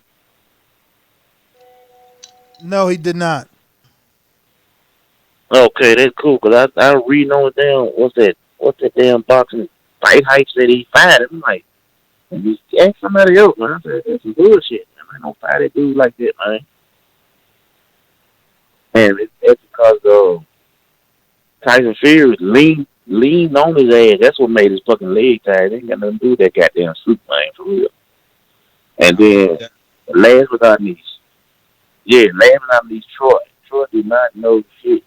He lost all credibility when he said he compared Anthony Johnson to Joe Louis. I said, come on, bro. He said Anthony Johnson was the next Joe Louis. That's when he lost me on that one. I'm like, that man don't know shit about no boxing, because ain't no way Joshua was nowhere near the talent that Joe Louis ever was. He ain't held a belt for 12 years and then lose. Oh, come on, bro. Stop the bullshit. Holla at your boy, man. Kinfolk, you already know, man. Thanks for calling in. Caesar, Las Vegas, what up? Hello? Hello? Yo, can you guys hear me? Yes, pretty sir. good? All right. Yes, What's sir. up, Ness? What's up, Mike? What's up, Cash Wizzle? What up, man? Hey, yeah, man. I'm ready for these fights, man. I'm done with the Wilder topic, man. I'm done talking about it. I'm sad. Whatever. It is what it is. We're going to regroup. Going to come back. Anyway, about this fight. Yeah, man, I'm excited to see Chocolatito back in the ring, man. He's an exciting fighter. I like how they think he's Mexican, and they put the Mexican flag on the back behind him. But the dude's not Mexican. Isn't he from, like, where's he from? Nicaragua. Oh, yeah, he's from Nicaragua. Yeah, so, yeah, I'm excited to see him back in the ring. This fight, I think it's going to be a lot tougher fight than people say it is. I know Mikey's a heavy favorite, but I think it's going to be a tougher fight than what people think. And I'm excited for it, man. I'm excited for this war. Really calculated. Mikey's one of my favorite fighters. Real smart in there. So, yeah, I'm excited for this fight, man. Hey, yo, Cash. I was thinking the other day about that dope ass sweater you had on, man, when you guys came down here, man. What was that website that you said we can get that at? Boxing Fan Apparel, .com. But what sweater are you speaking about? That one with Ali on it. Oh yeah. Boxing Fan Apparel. I got those. Those short sleeve French terry cotton is a crew neck, short sleeve crew neck for everybody, oversized. Yeah. I'm trying to copy me one of those. That was dope. So for anybody out there that wants some dope ass boxing apparel, hit that site up, Boxing Fan Apparel. But yeah, thanks, man, that's all I got, man. Great show. Love the content, love the interviews.